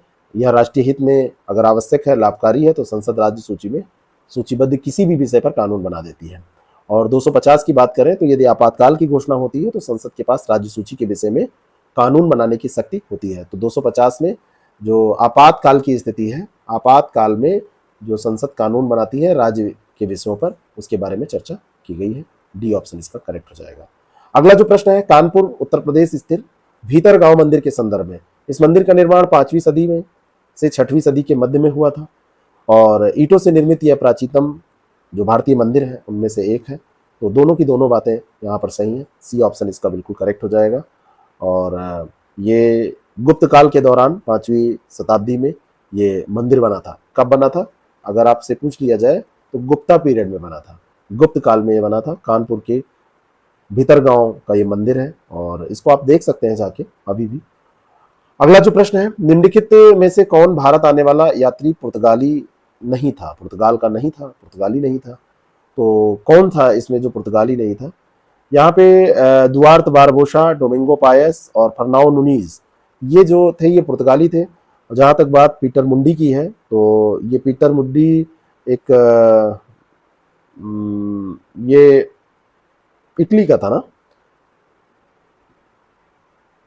इटली का व्यापारी था। 17वीं शताब्दी में ये आया था और ये जो है इसने अपने रिकॉर्ड में कहा था, ये पहला शायद ब्रिटेन का था। इसको जरा देखिएगा, ये थोड़ा सा मुझे कंफ्यूजन हो रहा है पीटर मुंडी कहाँ का था। और इसको कमेंट करके जो बताएगा उसका कमेंट मैं पिन पोस्ट करूंगा, पिन पोस्ट मैं करूंगा। मुझे ध्यान नहीं आ रहा है कि ये पीटर मुंडी था कहाँ का, ठीक है ना। पीटर मुंडी ये कहाँ का था इसको आप बताइएगा। ये पुर्तगाली तो नहीं था, पुर्तगाली ये थे बारबोसा पायस। आंसर तो ये सही है, सी ऑप्शन तो सही है, लेकिन ये कहाँ का था इसको आपको कमेंट करके बताना है। अंग्रेजों के विरुद्ध बनारस विद्रोह का नेतृत्व किसने किया था? अंग्रेजों के विरुद्ध ये बनारस विद्रोह हुआ था और इस विद्रोह का नेतृत्व किसने किया था ये पूछा जा रहा है। तो ये राजा चेत सिंह ने किया था। किसने किया था? राजा चेत सिंह ने किया था। राजा चेत सिंह ने ये किया था। और बनारस की जो संधियां हैं 1773 में और 1775 में हुई थी।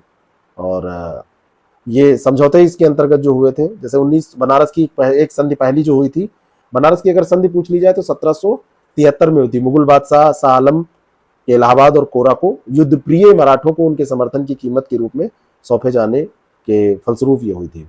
लेकिन यहाँ पर याद रखिएगा राजा चेत सिंह, राजा चेत सिंह जो थे, इन्होंने नेतृत्व किया था बनारस विद्रोह का। निम्नलिखित शब्दों में से कौन सा सही सुमेलित नहीं है? ये जो युग्म दिए हैं, तो फसल और देश दिए हैं। रबड़ थाईलैंड, तो थाईलैंड में रबड़ होती है, बिल्कुल सही है। और जैतून स्पेन में होता है और गन्ना ब्राजील में होता है। कहवा मंगोलिया दिया हुआ है, तो मंगोलिया में कहवा नहीं होता है। ब्राजील विश्व स्तर पर लगभग 40%, कहवा की अगर कॉफ़ी की बात की जाए तो कॉफ़ी में ब्राज़ील जो है ये 40% का योगदान देता है पूरे विश्व स्तर पर। और तो दूसरा ये जो मंगोलिया दिया है, मंगोलिया में ऐसी एटमॉस्फेयर, ऐसी जलवायु नहीं पाई जाती है। और वियतनाम कॉफ़ी में आप पहला तो देख सकते हैं ब्राज़ील को, ब्राज़ील आपका 40% और सेकंड पे वियतनाम में यह होता है, वियतनाम। तो दूसरा गलत दिया है, बी ऑप्शन इसका करेक्ट हो जाएगा। अगला जो प्रश्न है, नदी का जल प्रदूषण मापा जाता है, कैसे मापा जाता है? नदी का जल प्रदूषण, उसमें जो घुली हुई ऑक्सीजन होती है, खुली हुई ऑक्सीजन के द्वारा माप लिया जाता है। जितना भी उसमें गंदगी होगी, जो भी उसमें निलंबित ठोस होंगे, इसको आप देखिए तो वियोजित ऑक्सीजन जो होती है, घुली हुई ऑक्सीजन जो होती है, तो उससे नाप लिया जाता है। जैव रासायनिक ऑक्सीजन जो बीओडी है, तो उसमें जो जैविक जीव जितने भी हैं, तो उनके द्वारा आवश्यक जो वियोजित ऑक्सीजन की मात्रा है, उसको निर्धारित करने की एक रासायनिक प्रक्रिया होती है। बीओडी की जो बात होती है, बायो ऑक्सीजन डिमांड की, तो उसी के द्वारा जल में घुली हुई ऑक्सीजन की मात्रा के द्वारा नदी जल का प्रदूषण स्तर नाप लिया जाता है। अगला जो प्रश्न है, मिताली एक्सप्रेस किन दो शहरों के बीच में चलती है? करंट अफेयर का ये प्रश्न है। ढाका गुवाहाटी, ढाका चटगांव, ढाका कोलकाता, ढाका न्यू जलपाईगुड़ी। तो ये जो चलती है, ये ढाका और न्यू जलपाईगुड़ी, इसका उद्घाटन प्रधानमंत्री मोदी और बांग्लादेश की जो पीएम शेख हसीना है, उन्होंने किया था। और यात्री ट्रेन है, न्यू जलपाईगुड़ी ढाका छावनी, इन दोनों के बीच में ये चलती है।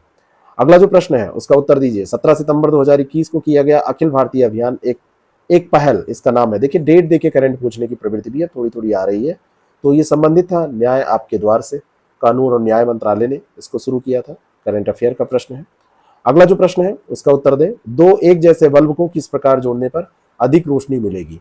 ये आपका फिजिक्स का प्रश्न है, लेकिन ये जो सीरीज जोड़ी जाती है, जो श्रृंखला जोड़ी जाती है, उसी पर प्रश्न है।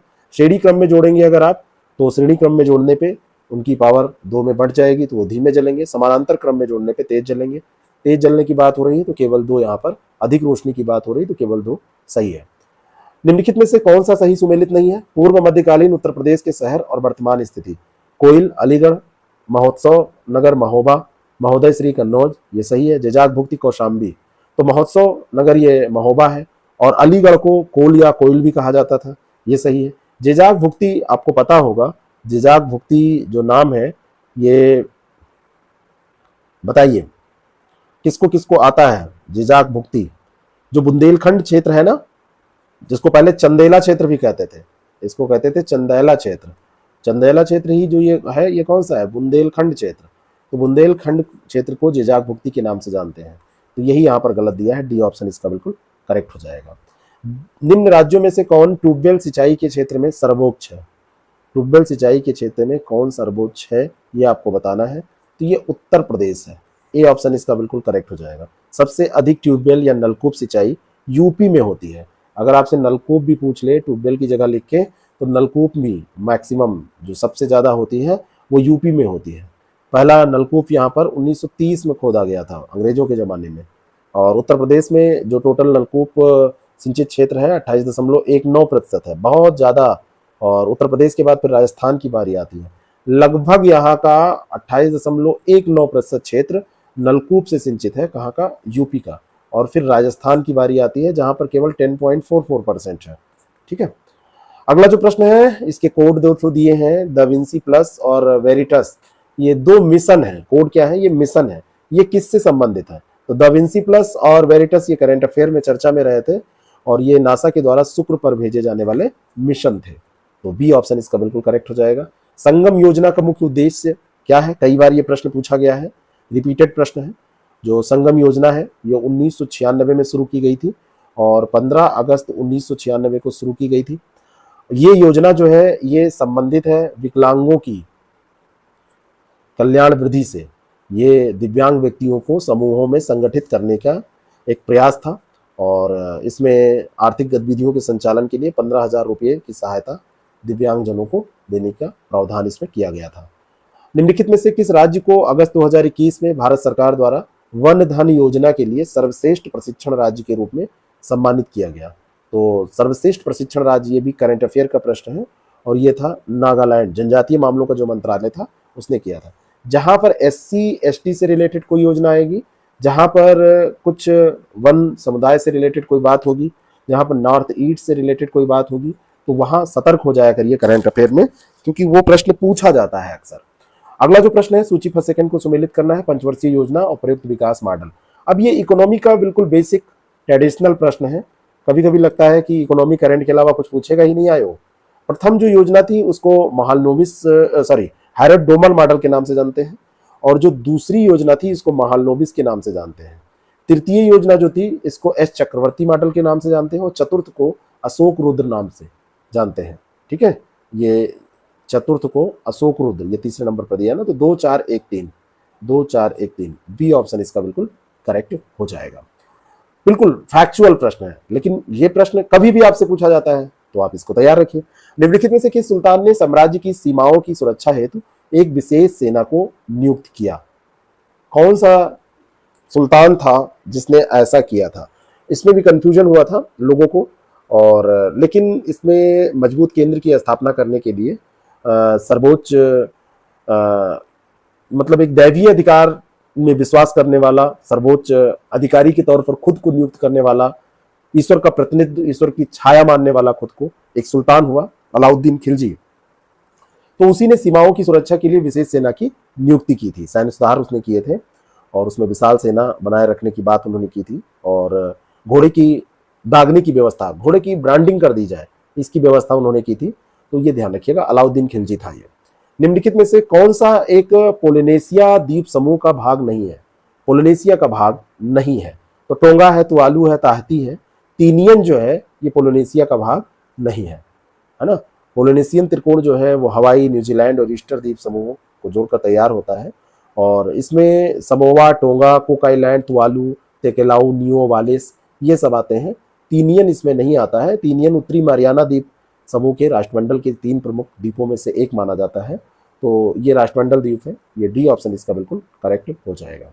निम्नलिखित खाद्य पदार्थों में से कौन सा सभी आवश्यक एमिनो अम्लों का सर्वोत्तम स्रोत है?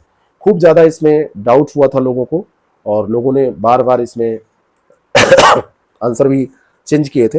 लेकिन इसमें अगर आप देखेंगे तो अंडे पे अगर आप जाएंगे तो अंडे में आपको लगभग ये मतलब सभी आवश्यक एमिनो अम्ल मिल जाएंगे। प्रोटीन के निर्माण खंड के तौर पर आप जान सकते हैं अमीनो अम्लों को। हर कोशिका का एक महत्वपूर्ण घटक अमीनो अम्ल होता है, और ऐसे जैविक यौगिक होते हैं जो आपके शरीर में प्रोटीन बनाने के लिए एक साथ आते हैं, और अंडे प्रोटीन के उत्कृष्ट स्रोत के तौर पर जाने जाते हैं। तो इसको आप मान सकते हैं कि ये मतलब करीबी उत्तर है। वैसे मछली में, मशरूम में, किनोवा में, फलियों जितने बीन्स वाले फलीदार पौधे होते हैं उनमें खूब ज़्यादा अमीनो अम्ल मिलता है। अगला जो प्रश्न है, 2 यहाँ पे कथन कारण वाला प्रश्न है, 2 अभिकथन और कारण दिए हुए हैं। भारतीय प्रश्नों पर विवेचना के लिए दादा भाई नौरोजी ने 1866 ईस्वी में लंदन में ईस्ट इंडिया एसोसिएशन का गठन किया था। पहला स्टेटमेंट क्या ये सही है? पहला तो सही है कि 1866 में लंदन में ईस्ट इंडिया एसोसिएशन का गठन नौरोजी, दादा भाई नौरोजी ने किया था, और वो ब्रिटिश जनमानस को प्रभावित करना चाहते थे।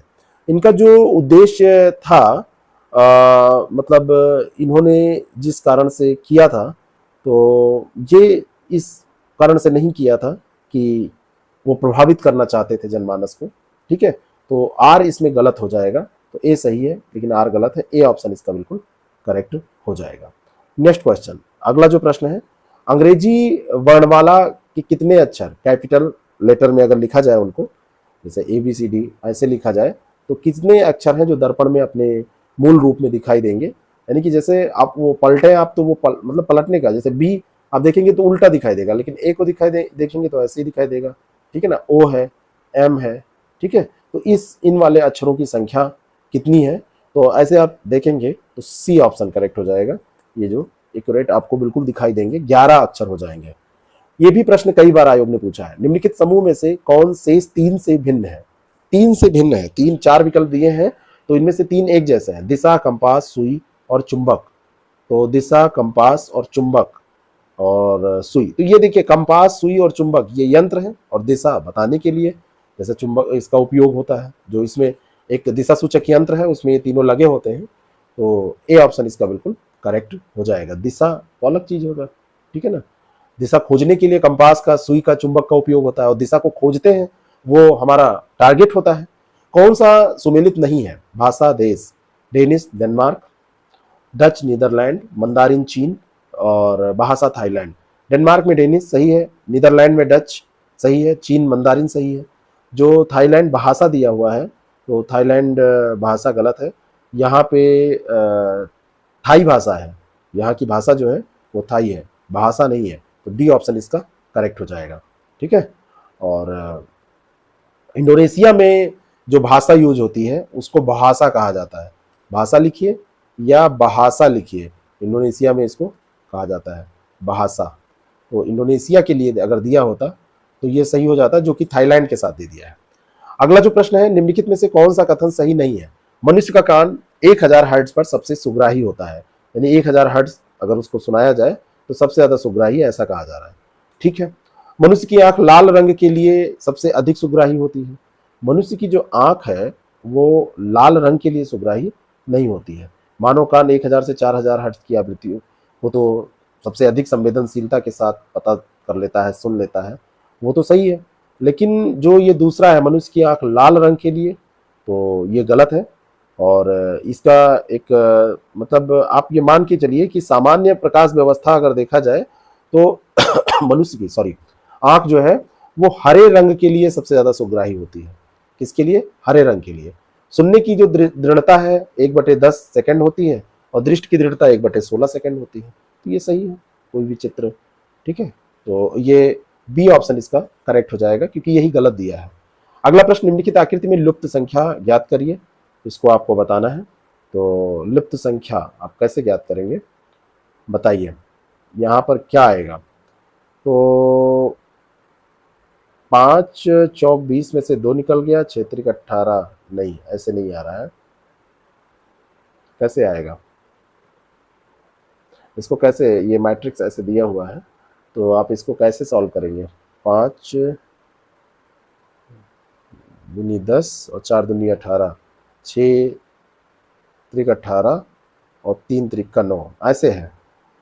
5 गुणे 2 तो ये 10 आ गया और 4 दूनी 8, 6 त्रिक 18 और 3 त्रिक का 9, 27, ठीक है। तो 12,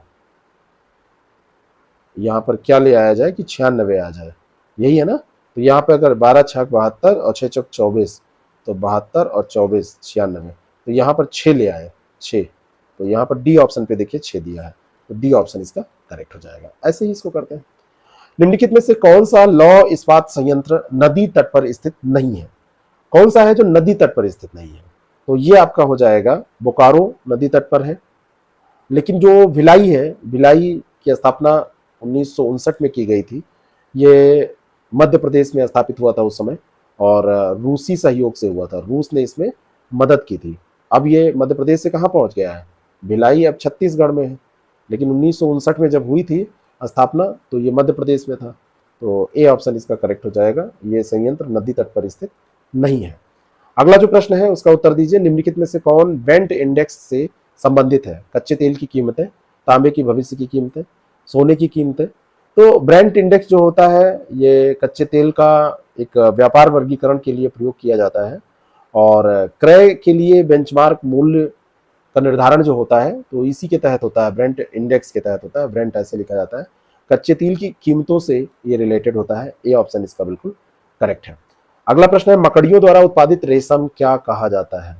रेशम जो है वो कई प्रकार के होते हैं, टसर भी होता है और गास्मिर होता है। इसको गॉस्मिर लिखिए, इसका सही ऐसे लिखा जाता है गास्मिर, गास्मिर रेशम।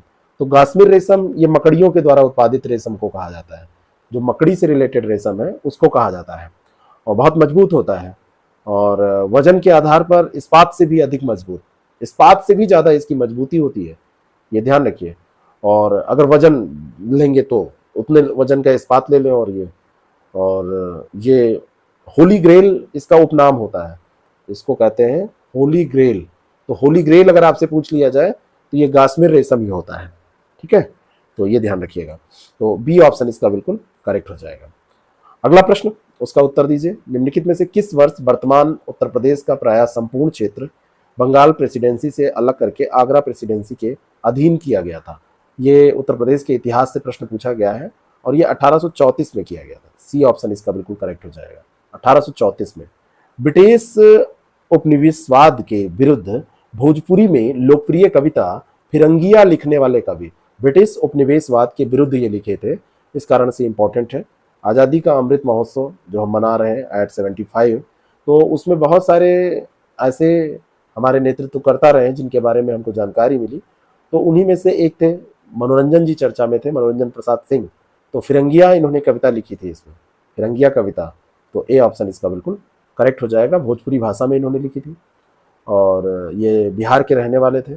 1921 में असहयोग आंदोलन के दौरान इन्होंने लिखा था इसको। अगला जो प्रश्न है उसका उत्तर दीजिए। सूची फर्स्ट सेकंड को सुमेलित करना है। फसल सबसे बड़ा उत्पादक, आम का जो सबसे बड़ा उत्पादक है वो उत्तर प्रदेश है। लीची का सबसे बड़ा जो उत्पादक है वो आपका बिहार हो जाएगा, और ये नारियल का केरल, और सेब का जम्मू कश्मीर। तो 4 3 2 1 सी ऑप्शन इसका बिल्कुल करेक्ट हो जाएगा। इसको भी हमेशा अपडेट करके जाइए। लास्ट समय जो आंकड़ों की सीरीज हम जारी करते हैं जिसमें डेटाज हम आपको बताते हैं, डिस्कस करते हैं, तो उस डिस्कशन को सुन के आप जाया करिए। निम्नलिखित घटनाओं पर विचार कीजिए और कालानुक्रम में उसको व्यवस्थित कीजिए। ये प्रश्न थोड़ा सा कठिन प्रवृत्ति का है, हिस्ट्री का प्रश्न है, मॉडर्न हिस्ट्री का। करजन वायली की हत्या, खुदीराम बोस को मृत्युदंड, केसरी समाचार पत्र का बाल गंगाधर तिलक के द्वारा प्रकाशन प्रारंभ करना, और अल हिलाल समाचार पत्र का अबुल कलाम आजाद के द्वारा प्रकाशन प्रारंभ करना। इसको तो इसमें सबका सन आपको याद होगा तभी प्रश्न हो पाएगा। बाल गंगाधर तिलक ने कब क्या किया था, करजन वायली का जो मामला है, तो ये सारी चीज़ें आपको जब तैयार होंगी तभी आप इसको कर पाएंगे। जैसे खुदीराम बोस को जो मृत्युदंड हुआ था ये 11 अगस्त 1908 को हुआ था, ठीक है ना, 11 अगस्त 1908 को ये हुआ था। और बाल गंगाधर तिलक 4 जनवरी 1881 अखबार की इन्होंने शुरुआत की थी, 4 जनवरी 1881 में। और अल हिलाल जो समाचार पत्र था ये कब शुरू हुआ था? अल हिलाल समाचार पत्र, अल हिलाल जो है ये एक उर्दू अखबार था और इसको इन्होंने शुरू किया था 1912 में, 1912। और 1909 की बात है, 1 जुलाई की बात है 1909, ये करजन वायली की हत्या की गई थी, ठीक है। अब आप इसको सेट कर सकते हैं। तो तीसरा तो सबसे पहले हो जाएगा और तीसरा 2 में दिया है, ठीक है, और तीसरे के बाद में होगा दूसरा, तीसरे के बाद में होगा दूसरा, क्योंकि खुदीराम बोस 1908, फिर 9 आएगा, तीसरा दूसरा पहला, तो ए ऑप्शन हो जाएगा, है ना। अब इसमें आप अगर ये जानते हैं अबुल कलाम आजाद द्वारा अल हिलाल 1912 सबसे लास्ट में, तब तो आप तीसरा और पहले से कर सकते हैं। नहीं तो ये प्रश्न कठिन हो जाते हैं ये सब, आजकल ऑप्शन बड़े कठिन बनाए जा रहे हैं। इंडोनेशिया निम्नलिखित में से किस देश के साथ भूमि साझा करता है? मैपिंग से ये सब सवाल पूछे जा रहे हैं, ठीक है। ब्रुनोई, तिमोर लेस्ते, मलेशिया, जैसे अभी पोलिनेशिया वाला प्रश्न जो पूछा गया, और ये सब मैपिंग से सवाल पूछे जा रहे हैं। तो ये किस देश के साथ नहीं साझा करता है? ब्रुनई के साथ इसकी सीमा नहीं मिलती है, ठीक है। हिंद महासागर में आप जाएंगे तो आपको ये मिल जाएगा। और इंडोनेशिया सबसे अधिक मुस्लिम आबादी वाला देश है, भारत उसके बाद में आता है। सबसे अधिक जनसंख्या वाला द्वीप जावा द्वीप है इंडोनेशिया में, ये भी ध्यान रखिएगा, ये भी प्रश्न आपसे पूछा जा सकता है, ठीक है। तो मलेशिया के साथ, पापुआ न्यू गिनी के साथ, तिमोर द्वीप के साथ, पूर्वी तिमोर के साथ ये सीमा साझा करता है। और फिर Singapore, Philippines, Australia, Andaman Nicobar द्वीप समूह, इनके साथ साझा करता है, लेकिन ब्रुनई के साथ ये साझा नहीं करता है सीमा। तो ए ऑप्शन करेक्ट है। एटलस आप रखिए अपने पास, हमेशा आपके बिस्तर पे, आपकी तकिया के नीचे एटलस होना चाहिए, जहां पर आप फोन रखते हैं। आज सबसे आसान है कंपटीशन पास करना, अगर आप अपनी स्मार्टफोन से दूरी थोड़ी सी बना लेते हैं। आप कहेंगे कि उसी पे क्लास देख रहे हैं, क्लास देखिए, फालतू काम और मत करिए, तो कंपटीशन वैसे ही खत्म हो जाता है। क्योंकि 99% आबादी इसी में जुटी हुई है, वो रात दिन मोबाइल ही देख रही है वो लगातार रील्स देख रहे हैं, चैटिंग कर रहे हैं, पुच्चू, मुन्नू, चुन्नू, चुग्गा, सुग्गी, यही सब हो रहा है। इंडोनेशिया निम्नलिखित में से किस देश के साथ साझा नहीं करता है? ये आपका हो गया। अगला प्रश्न है, भारत शहरी वेधशाला ऑब्जर्वेटरी निम्नलिखित में से किस स्थान पर स्थित है? तो शहरी वेधशाला ये नई दिल्ली में स्थित है। बी ऑप्शन इसका बिल्कुल करेक्ट हो जाएगा और करंट अफेयर में चर्चा में रहा था और ये ध्यान रखिएगा। और ये आवास और शहरी मामलों के मंत्रालय ने इसको शुरू किया था, उस समय चर्चा में था। बी ऑप्शन इसका करेक्ट हो जाएगा। पौधों में गूटी लगाने का कार्य किस उद्देश्य की पूर्ति के लिए किया जाता है? तो पौधों में जो गूटी लगाते हैं ये आप उसको कह सकते हैं कायिक जनन के लिए, यानी कि जो अलैंगिक जनन की एक विधि होती है, कलम तना ऐसे काट के जो किया जाता है, तो वानस्पतिक प्रसारण के लिए इसको किया जाता है। बी ऑप्शन इसका बिल्कुल करेक्ट हो जाएगा। निम्नलिखित में से कौन विरासत शहरों के समग्र विकास के लिए चुने गए 12 हृदय शहरों में नहीं है? तो 12 हृदय शहर जो चुने गए थे, पहले तो आप ये हृदय परियोजना के बारे में जान लीजिए। राष्ट्रीय विरासत शहर विकास और वृद्धि योजना है। इसको 21 जनवरी 15 में इसको शुरू किया गया था। भारत सरकार की एक केंद्रीय क्षेत्र की ये परियोजना थी और इसमें मतलब जिस शहर को चुना गया वहाँ के जल निकासी, स्वच्छता, जलापूर्ति, है ना, road light, footpath, street light, अन्य पर्यटक सुविधाएं, बिजली के तार, इन सब को शामिल करने की बात की गई थी। जो 12 शहर चुने गए उसमें अमृतसर, आगरा इसमें नहीं था, गया, पुरी, वारंगल, अमृतसर, द्वारका, कांचीपुरम, मथुरा, वाराणसी, वारंगल और अजमेर, बादामी और वेलंकन्नी, ये 12 शहर थे। इसमें आगरा शामिल नहीं था। ए ऑप्शन इसका बिल्कुल करेक्ट हो जाएगा। अगला जो प्रश्न है, जीवाश्म ईंधन के बाद भारतवर्ष की ऊर्जा आवश्यकताओं की पूर्ति के लिए दूसरा सबसे महत्वपूर्ण स्रोत कौन सा है? तो ऊर्जा आवश्यकताओं की पूर्ति के लिए अगर जीवाश्म ईंधन की बात की जाए तो कोयला और पेट्रोलियम सबसे ज़्यादा पूरा करते हैं इसको। और नवीकरणीय जो स्रोत हैं, जैसे गैर नवीकरणीय जो स्रोत हैं, जीवाश्म ईंधन ऊर्जा के गैर नवीकरणीय स्रोतों में शामिल इनको किया जाता है। तो इन पे अगर अब इनको रिप्लेस करने की बात आती है, इन पे कम ध्यान दिया जाए और सौर ऊर्जा को जैसे बढ़ाने की बात आ रही है, तो सौर ऊर्जा अब ज़्यादा बढ़ गया, सेकेंड स्थान पर यह आ गया। तो डी ऑप्शन इसका बिल्कुल करेक्ट हो जाएगा। ये चर्चा में था, इसी कारण पूछा गया था। काशी लालिमा निम्नलिखित में से किस फसल की प्रजाति है? तो ये प्रजाति है भिंडी की, लेडी फिंगर। बी ऑप्शन इसका बिल्कुल करेक्ट हो जाएगा। भारतीय सब्जी अनुसंधान संस्थान के वैज्ञानिकों ने ये काशी लालिमा डेवलप की थी और ये भारतीय सब्जी अनुसंधान संस्थान कहाँ पर है? वाराणसी में। प्रधानमंत्री नरेंद्र मोदी यहाँ से सांसद हैं। अगला जो प्रश्न है इसका उत्तर दीजिएगा, लेकिन उसके पहले ये जान लीजिए, ये जो भिंडी है ये एंटीऑक्सीडेंट, आयरन, कैल्शियम जैसे पोषक तत्वों से भरी हुई है और एंथोसाइनिन लाल भिंडी में पाया जाता है। हरी भिंडी में क्लोरोफिल पाया जाता है, ये भी ध्यान रखिएगा। और ये अगर आप खाएंगे तो आपका बढ़ जाएगा, सब एंटीऑक्सीडेंट बढ़ जाएगा, क्षमता आपकी बढ़ जाएगी। 1 करोड़ से 5 करोड़ तक कारोबार करने वाले जो व्यवसाय हैं तो उन्हें किस नाम से जाना जाता है? तो अभी ये संशोधित परिभाषा दी गई थी, तो इसमें सूक्ष्म उद्योगों को 1 करोड़ से अधिक नहीं और वार्षिक कारोबार मतलब 5 करोड़ से अधिक, 1 से 5 के बीच की बात हुई थी। तो ये सूक्ष्म माइक्रो की बात हुई थी। छोटे की जो बात है वो, और ये निवेश 10 करोड़ निवेश की बात होती है, तो 1 करोड़ से अधिक निवेश ना हो, 5 करोड़ तक का यहाँ पर कारोबार ना हो, तो ये सूक्ष्म में आएंगे। और 10 करोड़ से अधिक की निवेश की बात और 50 करोड़ तक कारोबार, ये आपका छोटे में आ जाएंगे, 10 से 50 करोड़। और मध्यम 50 करोड़ से 250 करोड़, 50 से 250 करोड़ की बात करते हैं। ठीक है, तो इस तरीके से आप इसको ध्यान में रखिए। अगला जो प्रश्न है, किन राजा या राजाओं को जनता द्वारा प्रत्यक्ष रूप से चुना गया? किस राजा को? हर्षवर्धन, गोपाल, यशोवर्मन, किसको चुना गया? या नंदीवर्मन, पल्लवमल, किसको चुना गया? तो यहाँ पर ध्यान रखिए, ये गोपाल और नंदीवर्मन पल्लवमल जो थे, गोपाल का शासन कब था? 750 से 770 ईस्वी के बीच में। भारतीय उपमहाद्वीप के बंगाल क्षेत्र में पाल राजवंश का संस्थापक था गोपाल। पाल राजवंश, कौन सा राजवंश? पाल राजवंश। पाल का अर्थ क्या होता है? रक्षा करने वाला, रक्षक, पालने वाला, रक्षा करने वाला। और नंदीवर्मन पल्लवमल जो था, ये दक्षिण भारत में इसने शासन किया। तो ये दोनों जो थे ये चुने गए थे प्रत्यक्ष रूप से जनता के द्वारा। तो ये दूसरा और चौथा हो जाएगा, दूसरा और चौथा। सी ऑप्शन इसका बिल्कुल करेक्ट हो जाएगा। अगला जो प्रश्न है, निम्नलिखित में से किस द्वीप को वादे की भूमि के रूप में जाना जाता है? वादे की भूमि, तो फिलीपींस में एक द्वीप है मिंडनाओ। ये भी देखिए, ये मैपिंग का वैसे प्रश्न है। दूसरा इसमें मैपिंग से जीके यानी कि about the country, about the city जो पूछ लिया जाता है, जो उपनाम पूछ लिए जाते हैं, उनसे ये प्रश्न है।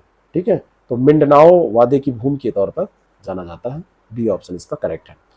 उत्तर प्रदेश की कुल जनसंख्या में कार्यबल का प्रतिशत कितना है? यूपी की जनसंख्या में। देखिए कितना बढ़िया प्रश्न ये पूछ रहा है। तो जो हमारे यहाँ कुल जनसंख्या है उसमें कार्यबलों की बात अगर की जाए तो 23.7% है कार्यबल, यानी इतने लोग कार्य करने के इच्छुक हैं, कार्य करना ये चाहते हैं। बाकी 65.9% किसान है ना, 65.9% किसान है, 60.59% ये हमारे यहाँ पे फार्मर है जो खेती का काम करते हैं, इतना ये कार्यबल है। ठीक है, और 5.6% औद्योगिक श्रमिक है हमारे यहाँ। अगला जो प्रश्न है, निम्नलिखित में कौन सा एक अलग है? टोक्यो, लंदन, न्यूयॉर्क और बीजिंग। तो टोक्यो राजधानी है, लंदन है, बीजिंग है, न्यूयॉर्क नहीं, वाशिंगटन डीसी है। तो सी ऑप्शन इसका बिल्कुल करेक्ट हो जाएगा। अगला जो प्रश्न है, निम्नलिखित अनुक्रम में से ऐसे कितने तीन हैं जिनके ठीक पहले ना तो 6 है ना ठीक बाद में 9? तो ठीक पहले 6, ठीक बाद में 9, तो ऐसे कितने, मतलब नहीं है, ऐसे कितने हैं? तो एक ये हो जाएगा, ये नहीं होगा, और एक ये हो जाएगा, और ये नहीं होगा, और ये नहीं होगा। तो ऐसे 2 हो जाएंगे। सी ऑप्शन इसका बिल्कुल करेक्ट हो जाएगा। ठीक है, सामान्य सा प्रश्न। मैथ रीजनिंग से बिल्कुल परेशान होने की जरूरत नहीं है। किसे गुरु नानक ने अपना उत्तराधिकारी घोषित किया था? कौन था? तो गुरु नानक ने अपना उत्तराधिकारी घोषित किया था लहना को। बी ऑप्शन इसका बिल्कुल करेक्ट हो जाएगा। गुरु नानक पहले गुरु थे, गुरु नानक जो थे वो पहले गुरु थे, और पहली बार उन्होंने गुरु अंगद को अपना उत्तराधिकारी नियुक्त किया था उन्होंने। और ये एक मतलब लहना जो था, ये अंगद साहिब जी का जन्म लहना नाम के रूप में, मतलब जब बचपन उनका था तो लहना, उनको लहना नाम से जाना जाता था। कौन? जो गुरु अंगद थे। तो गुरु अंगद सेकंड गुरु थे, गुरु अंगद जो थे वो सेकंड गुरु थे, और इन्हीं को गुरु नानक ने लहना नाम से अपना उत्तराधिकारी घोषित किया था। हरिके गांव जो है वहां पर, वहां के रहने वाले ये थे। ठीक है, और 10वें सिख गुरु अगर आपसे पूछ लिए जाए 10th, तो गुरु गोविंद सिंह। इसके बाद इन्होंने गुरु परंपरा ही समाप्त कर दी थी, तो ये ध्यान रखिएगा। सूची फर्स्ट सेकंड को सुमेलित करना है। चूना पत्थर, कापर, बॉक्साइट, मैग्नीज, ये मतलब खनिज और जिनमें ये बड़े पैमाने पर इनका उपयोग किया जाता है, ये आपसे पूछा जा रहा है। तो चूना पत्थर सीमेंट, ये बिल्कुल सही है। कापर बिजली के सामान में, बॉक्साइट हवाई जहाज निर्माण में, और मैग्नीज इस्पात में ये प्रयोग किया जाता है। तो सब सही सुमेलित दिए हैं, 1 2 3 4, इसका सही उत्तर होगा। गलत संख्या एक यहाँ पर दी है, वो आपको बताना है। 2 दूनी 4, 2 6, और 6 दूनी 12, और 4 16, और 16 दूना 32, और 6 38, और 38 दूना, सब इसको 2 गुना करना है। तो 38 दूना 76, और 8, और फिर अब 10 जोड़ेंगे तो 84 का दूना हो जाएगा 168, और 1 मिनट, 2 4 6 8, और फिर यहाँ पर देखेंगे 168, 84 दूना, हाँ, तो 84 का दूना सीधा 168 ही हो जाएगा। तो 10 जोड़ेंगे 178 आना चाहिए था ना, यहाँ 168 दिया हुआ है, तो ये गलत दिया हुआ है। तो यही गलत पूछा जा रहा है ना, गलत संख्या कौन सी दी है, सही तो है। इसका 2 गुना करेंगे तो 168 यही हो गया, और 10 जुड़ेगा भी, तो जैसे 2 दूनी 4 में 2 जोड़ा जा रहा है, 6 दूनी 12 में 4 जोड़ा जा रहा है, 16 दूना 32 में 6, फिर ये 8, और फिर ऐसे 10 जोड़ा जाएगा। तो ये आना चाहिए 178, लिखा है 168। सी ऑप्शन इसका करेक्ट हो जाएगा। निम्नलिखित राज्यों में से किसने ई राशन कार्ड सेवा सर्वप्रथम प्रारंभ किया? तो किसने प्रारंभ की, या की ऐसे लिख दीजिए। तो किसने प्रारंभ की है? तो ये जो है दिल्ली ने प्रारंभ की थी। डी ऑप्शन इसका बिल्कुल करेक्ट हो जाए। ये 27 मार्च 2015 को ही शुरू हुई थी। ये करंट अफेयर का प्रश्न ऐसे नहीं है, ये ऐसे ही पूछ लिया गया है आपसे प्रश्न। ई राशन कार्ड सेवा चर्चा में रही होगी तो उसका इतिहास पूछ लिया गया।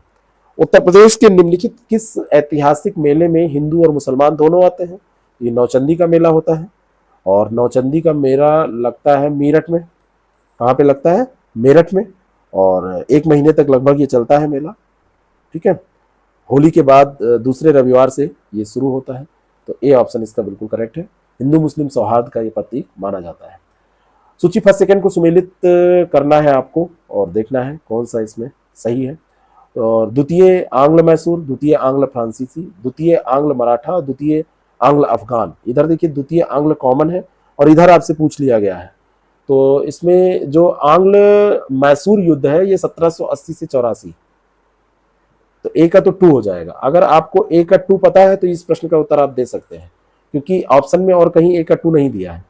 बाकी द्वितीय आंग्ल मैसूर युद्ध ये 1750 से 54 के बीच में, और द्वितीय आंग्ल अफगान जो युद्ध है ये आपका हो जाएगा 1803 से 5 के बीच में, और फिर द्वितीय आंग्ल अफगान ये जो दिया है ये 78 से 80 के बीच में। तो एक आपको अगर ये पता है तो ये प्रश्न हो सकता है कि द्वितीय आंग्ल मैसूर युद्ध 1780 से 84 के बीच में हुआ था। तो ए ऑप्शन इसका करेक्ट हो जाएगा। अगला जो प्रश्न है, मुगल बादशाह द्वारा नियुक्त बंगाल का अंतिम सूबेदार कौन था? मुगल बादशाह ने जिसकी नियुक्ति की थी। सरल प्रश्न है, पहले भी पूछा गया है। मुर्शीद कुली खां था। कौन था? मुर्शीद कुली खां। बंगाल में नवाब शासन का संस्थापक था मुर्शीद कुली खान, और मुगल सम्राट द्वारा नियुक्त बंगाल के अंतिम सूबेदार के तौर पर इसको नियुक्त किया गया था। अगला जो प्रश्न है, उत्तर प्रदेश का कौन सा जनपद नेपाल के साथ सीमा साझा नहीं करता है? कौन सा जनपद है जो नेपाल के साथ सीमा साझा नहीं करता है? बलरामपुर, श्रावस्ती, कुशीनगर, लखीमपुर खीरी, कौन सा है? तो ये कुशीनगर है। सी ऑप्शन इसका बिल्कुल करेक्ट हो जाएगा। पीलीभीत, लखीमपुर खीरी, बहराइच, श्रावस्ती, बलरामपुर, सिद्धार्थनगर और महाराजगंज ये नेपाल के साथ 7 जिले हैं, 7 डिस्ट्रिक्ट जो सीमा साझा करते हैं। ठीक है, और 9 राज्यों से यूपी की सीमा मिलती है। उत्तराखंड, हिमाचल प्रदेश, दिल्ली, हरियाणा, राजस्थान 5 हो गए, मध्य प्रदेश 6, छत्तीसगढ़ 7, बिहार और झारखंड ये 9। तो 9 ये स्टेट हैं जो यूपी से सीमा साझा करते हैं, और यूपी के 7 डिस्ट्रिक्ट हैं जो नेपाल से सीमा साझा करते हैं। इसमें कुशीनगर नहीं है। निम्नलिखित में से कौन सा युग्म सही सुमेलित नहीं है? देश और राजधानी, एंटीगुआ और Bermuda, Saint John's, Dominica, Saint Domingo, El Salvador, San Salvador और बहामास, नसाओ। तो ये जो डोमिनिका, सेंटो डोमिंगो दिया हुआ है, ये डोमिनिका की राजधानी जो है ये रशेउ है। रोशेउ इसको बोलते हैं, रोशेउ ये इसकी राजधानी है। सेंट जॉन्स बारमुडा एंटीगुआ की है। सैन सैल्वाडोर अल सैल्वाडोर को, बहामास की नसाओ ये कई बार पूछी गई है। ये भी देखिए ज्योग्राफी से, ये मैपिंग से ही आप कह सकते हैं ये सवाल पूछा गया है। तो मैपिंग बेस्ड क्वेश्चन बढ़ जाते हैं कभी कभी, तो नॉर्मली जो रखने वाले लोग हैं उनको दिक्कत हो जाती है। 10 दिनों से अधिक अगर उपवास आप रखते हैं तो लीवर पर क्या प्रभाव पड़ेगा? लंबे समय तक उपवास रखने पर जो हमारा लीवर है, जो हमारा किडनी है, वो खराब होने लगता है ना। और मस्तिष्क, लाल रक्त कोशिकाओं और मांसपेशियों जैसे जो ऊतक हैं उनमें ग्लूकोज, जो ईंधन के रूप में ग्लूकोज होता है, तो यकृत ग्लूकोज को उत्पन्न करने में महत्वपूर्ण भूमिका निभाता है। और अगर ऐसा हो जाएगा तो यकृत में ग्लूकोज उपापचय जो होगा वो क्या हो जाएगा? यकृत में ग्लूकोज जो का स्तर है लीवर में वो कम हो जाएगा। लीवर में ग्लूकोज का जो स्तर है वो कम हो जाएगा। तो ये ध्यान रखिएगा, ठीक है ना। तो ए ऑप्शन इसका बिल्कुल करेक्ट हो जाएगा। अगला जो प्रश्न है उसका उत्तर दीजिए। भारतीय रेलवे के संदर्भ में 2 कथन है। 2023 तक 100% विद्युतीकरण का लक्ष्य रखा गया था, रेल बजट में उसमें बताया गया था। 2030 तक शून्य कार्बन उत्सर्जन नेटवर्क।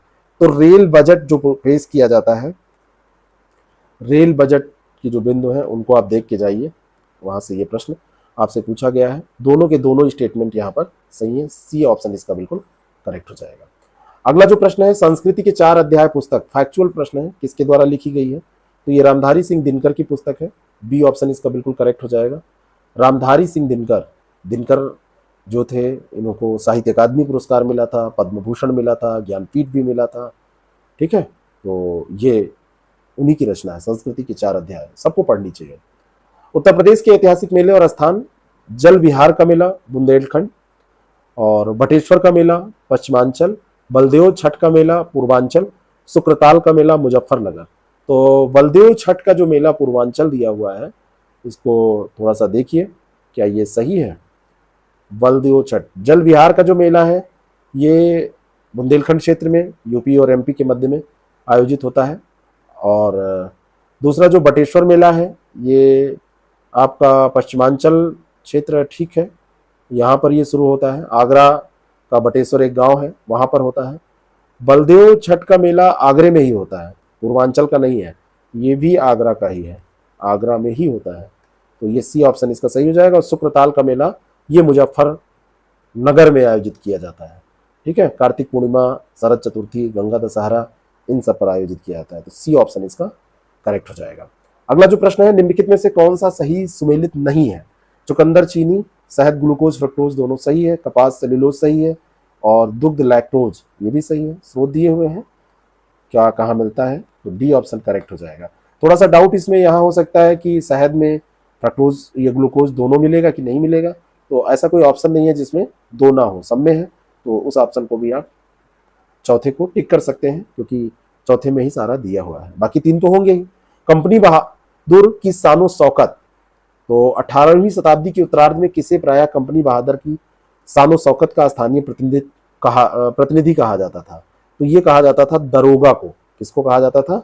दरोगा को, ठीक है। तो ये लॉर्ड कॉर्नवालिस जो था, लॉर्ड कॉर्नवालिस ने जमींदारों को उनके पुलिसिंग कर्तव्यों से वंचित करने का निर्णय लिया था, और जिलों को 20 से 30 वर्ग मील के थानों और पुलिस क्षेत्राधिकारों के इकाइयों के तौर पर विभाजित करने का निर्णय इसने लिया। और इसने कहा हम दरोगा अधिकारी एक हम नियुक्त करेंगे, ठीक है। और मजिस्ट्रेट द्वारा नियुक्त और पर्यवेक्षण के लिए ये पद बनाया गया था, नियुक्ति मजिस्ट्रेट के द्वारा होती थी। तो उसी में इसको कंपनी बहादुर की शानो शौकत का स्थानीय प्रतिनिधि के तौर पर जाना जाता था। एक किसान जिसके पास 1 से 2 हेक्टेयर तक जोत है, 1 हेक्टेयर में लगभग 12.5 बीघे होते हैं, तो उसको क्या कहेंगे? उसको लघु कृषक कहते हैं। डी ऑप्शन इसका बिल्कुल करेक्ट हो जाएगा, ठीक है ना। 1 हेक्टेयर मतलब 2.5 एकड़। 1 एकड़ जो होता है उसमें नॉर्मली 5 बीघे होते हैं, ठीक है। और यानी कि 12.5 बीघे के बराबर एक ये हेक्टेयर होता है, ठीक है। अगला जो प्रश्न है, और 5 बीघे का 1 एकड़ होता है। रविन्द्रनाथ टैगोर को नाइटहुड की उपाधि को, रविन्द्रनाथ टैगोर ने नाइटहुड की उपाधि को त्याग दिया, तो सही है, पहला ऑप्शन बिल्कुल सही है। और ये असहयोग आंदोलन में भाग लेना चाहते थे, तो ये गलत है। ये असहयोग में आंदोलन में भाग लेने के लिए इन्होंने नहीं त्यागा था। क्यों त्यागा था इसको जरा बताइएगा। जो रविन्द्रनाथ टैगोर हैं, 1913 में गीतांजलि के लिए साहित्य का नोबेल इन्होंने जीता था। पहले गैर यूरोपीय और पहले एशियाई थे जिन्होंने जीता था 1913 में। कब जीता था? 1913 में। किसके लिए? गीतांजलि के लिए। और कौन सा नोबेल जीता था? साहित्य का नोबेल पुरस्कार जीता था। तो पहला तो सही है, लेकिन दूसरा ये गलत है। तो जरा बताइएगा, ये सही, परंतु ये ऑप्शन भी चेंज कर देता है आयोग, कोई जरूरी नहीं ABCD ऐसे ही रहे। तो देख के इसको आंसर दीजिएगा। विद्युत जिस प्रकार तार है से संबंधित है, उसी प्रकार पानी किससे संबंधित है? विद्युत तार से प्रवाहित होती है, पानी पाइप से प्रवाहित होता है। देखिए रीजनिंग का कितना सरल प्रश्न है। अगला जो प्रश्न है, वर्तमान उत्तर प्रदेश में भारत के प्राचीनतम 16 महाजनपदों में से कितने महाजनपद स्थित हैं? तो इनमें से 16 में से आप देखेंगे तो 8 महाजनपद, जैसे जो है कुरु है, इंद्रप्रस्थ है, पांचाल, सूरसेन, वत्स, कौशाम्बी, कौशल, साकेत, मल्ल, काशी, चेदी, ये 8 जो हैं ये कहाँ से संबंधित है? यूपी से। टोटल 16 में से 8 यूपी से, आते तो यूपी से ही थे, ठीक है। अगला प्रश्न, उसका उत्तर दीजिए। निम्नलिखित भारतीय नगरों में मलिन बस्तियों का प्रतिशत 2011 की जनगणना के अनुसार सबसे कम कहां पर रहा? जयपुर, लखनऊ, बेंगलुरु, अहमदाबाद। तो ये 2011 की जनगणना के अनुसार ये अहमदाबाद में सबसे कम प्रतिशत रहा है। अहमदाबाद में सबसे कम, और सबसे ज्यादा इसमें देखा जाए तो ये फर्स्ट पे रहा है बेंगलुरु, सेकंड पे आपका लखनऊ रहा है, और थर्ड पे जयपुर रहा है, और इनमें से 4th स्थान पे, इसमें आप देखिए तो 4th स्थान पे ये रहा है, 4th स्थान पे अहमदाबाद सबसे कम पूछा जा रहा है। अपने समय का चर्चित उपन्यास झीनी झीनी बीनी चदरिया, इसके लेखक तो ये है अब्दुल बिस्मिल्लाह का। इलाहाबाद के रहने वाले थे, और बालापुर इलाहाबाद में पढ़ता है, वहीं के रहने वाले थे, इलाहाबाद विश्वविद्यालय से पढ़े थे। तो उनकी ये रचना है झीनी झीनी बीनी चदरिया, ठीक है। तो ये ध्यान रखिएगा। अगला जो प्रश्न है इसका उत्तर दीजिए। 1993 में निम्नलिखित में से कौन सी भाषा 8वीं अनुसूची में सम्मिलित नहीं की गई? 1993 में कौन सी भाषा नहीं सम्मिलित की गई, ये प्रश्न पूछा जा रहा है ना। तो इसमें कौन सी भाषा है जो 1993 में 71वां संविधान संशोधन जो 92 में आया था, तो उसमें सम्मिलित किया गया था किसको? उन भाषाओं को जिनको सम्मिलित किया गया था उसके बाद में कोई किसको? तो डोगरी उस समय सम्मिलित नहीं हुई थी, डोगरी तो बाद में सम्मिलित हुई है ना, डोगरी बाद में सम्मिलित हुई है, तो ये ध्यान रखिएगा, डी ऑप्शन इसका करेक्ट। मैथिली, संथाली और बोडो ये तीनों सम्मिलित की गई थी, डोगरी नहीं सम्मिलित की गई थी, ठीक है ना।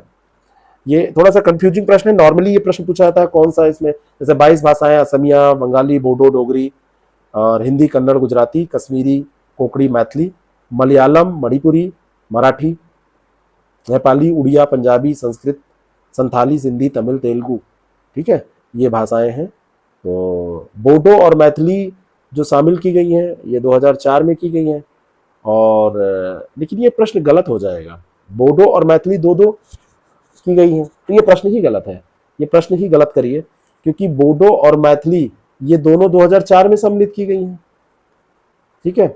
92 में नेपाली को जोड़ा गया है,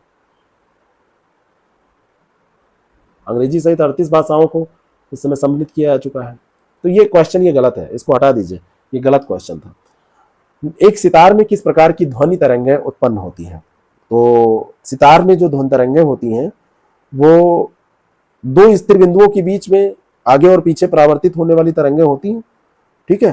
तो इसमें जो तरंग होगी वो अनुप्रस्थ और अप्रगामी तरंगें इसमें उत्पन्न होंगी, अनुप्रस्थ और अप्रगामी तरंगें इसमें उत्पन्न होंगी, अप्रगामी होंगी और अनुप्रस्थ तरंगें होंगी, ठीक है। और ये कई तरीके के मोटाई वाले तारों से, ये विभिन्न मोटाई के तार इसमें लगे होते हैं, बहुत बढ़िया खैर सितार में धुन निकलती है। तो आगे पीछे दोनों ये परावर्तित होती हैं, तो अनुप्रस्थ अप्रगामी तरंगें इसमें उत्पन्न होती हैं। कौन सा तत्व सरसों में तेल की मात्रा बढ़ाने में अत्यधिक उपयोगी होता है? सबसे ज्यादा मतलब तेल की मात्रा बढ़ाने में, तो सल्फर ये सबसे ज्यादा उपयोगी होता है, बी ऑप्शन इसका बिल्कुल करेक्ट हो जाएगा। और पोषक तत्वों में सल्फर जाना जाता है, और ये अगर तेल की मात्रा बढ़ानी है सरसों में तो इसका उपयोग किया जाए सल्फर का, तो बढ़ जाएगा। अगला प्रश्न है, निम्नलिखित में से कौन सा सही सुमेलित नहीं है? विदेशी यात्री और भारत भ्रमण वर्ष, फाहियान 399 से 414, हंसांग 629 से 645, इत्सिंग 679 से 695। अब ये प्रश्न भी वैसे तो बहुत कठिन है, ठीक है, तो ये मतलब बहुत कठिन टफ प्रश्नों में से है। अगर आपका कॉन्सेप्ट वैसे नहीं क्लियर है तो आप इसको, क्योंकि इन्होंने ये 679 दे दिया है और ये है 671 से 695, अब इतना कौन ध्यान रख पाएगा, है ना। तो इत्सिंग जो है ये चीनी यात्री था, बौद्ध धर्म के संबंध में भारत का इसने दौरा किया था। अल मसूदी 957 ये सही दिया है, बाकी ये सब सही है, तो ये चीनी यात्री था। अब इतना याद रहे तो आप इसको कर सकते हैं, नहीं तो गलत हो जाएगा। सबरी संकल्प अभियान का संबंध किससे है? तो ये बढ़िया प्रश्न है, राष्ट्रीय पोषण अभियान से ये संबंधित था, डी ऑप्शन इसका बिल्कुल करेक्ट हो जाएगा। 29 ये योजना शुरू की गई थी, 29 जिलों में शुरू की गई थी राज्य सरकार के द्वारा, और ये मतलब ये राज्य सरकार ने हौसला पोषण योजना की तर्ज पर इसको शुरू किया था। तो करंट अफेयर में चर्चा में था।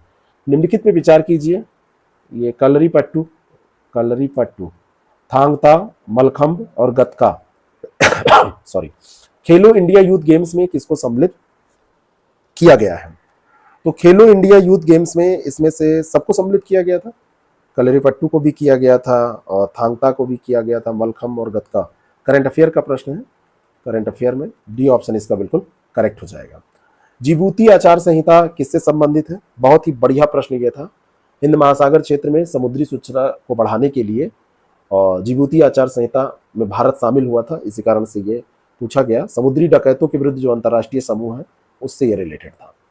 अगला जो प्रश्न है उसका उत्तर दीजिए। उत्तर प्रदेश के विभिन्न स्थानों में भारतीय राष्ट्रीय कांग्रेस के अधिवेशन हुए, तो स्थान और सन आपको सुमेलित करना है। मेरठ में यह अधिवेशन 1946 में हुआ था, आज़ादी के जस्ट पहले। कानपुर का जो अधिवेशन है ये 1925 में हुआ था, ये आपको वैसे भी पता होगा। कौन इसकी अध्यक्षता किया था बताइएगा?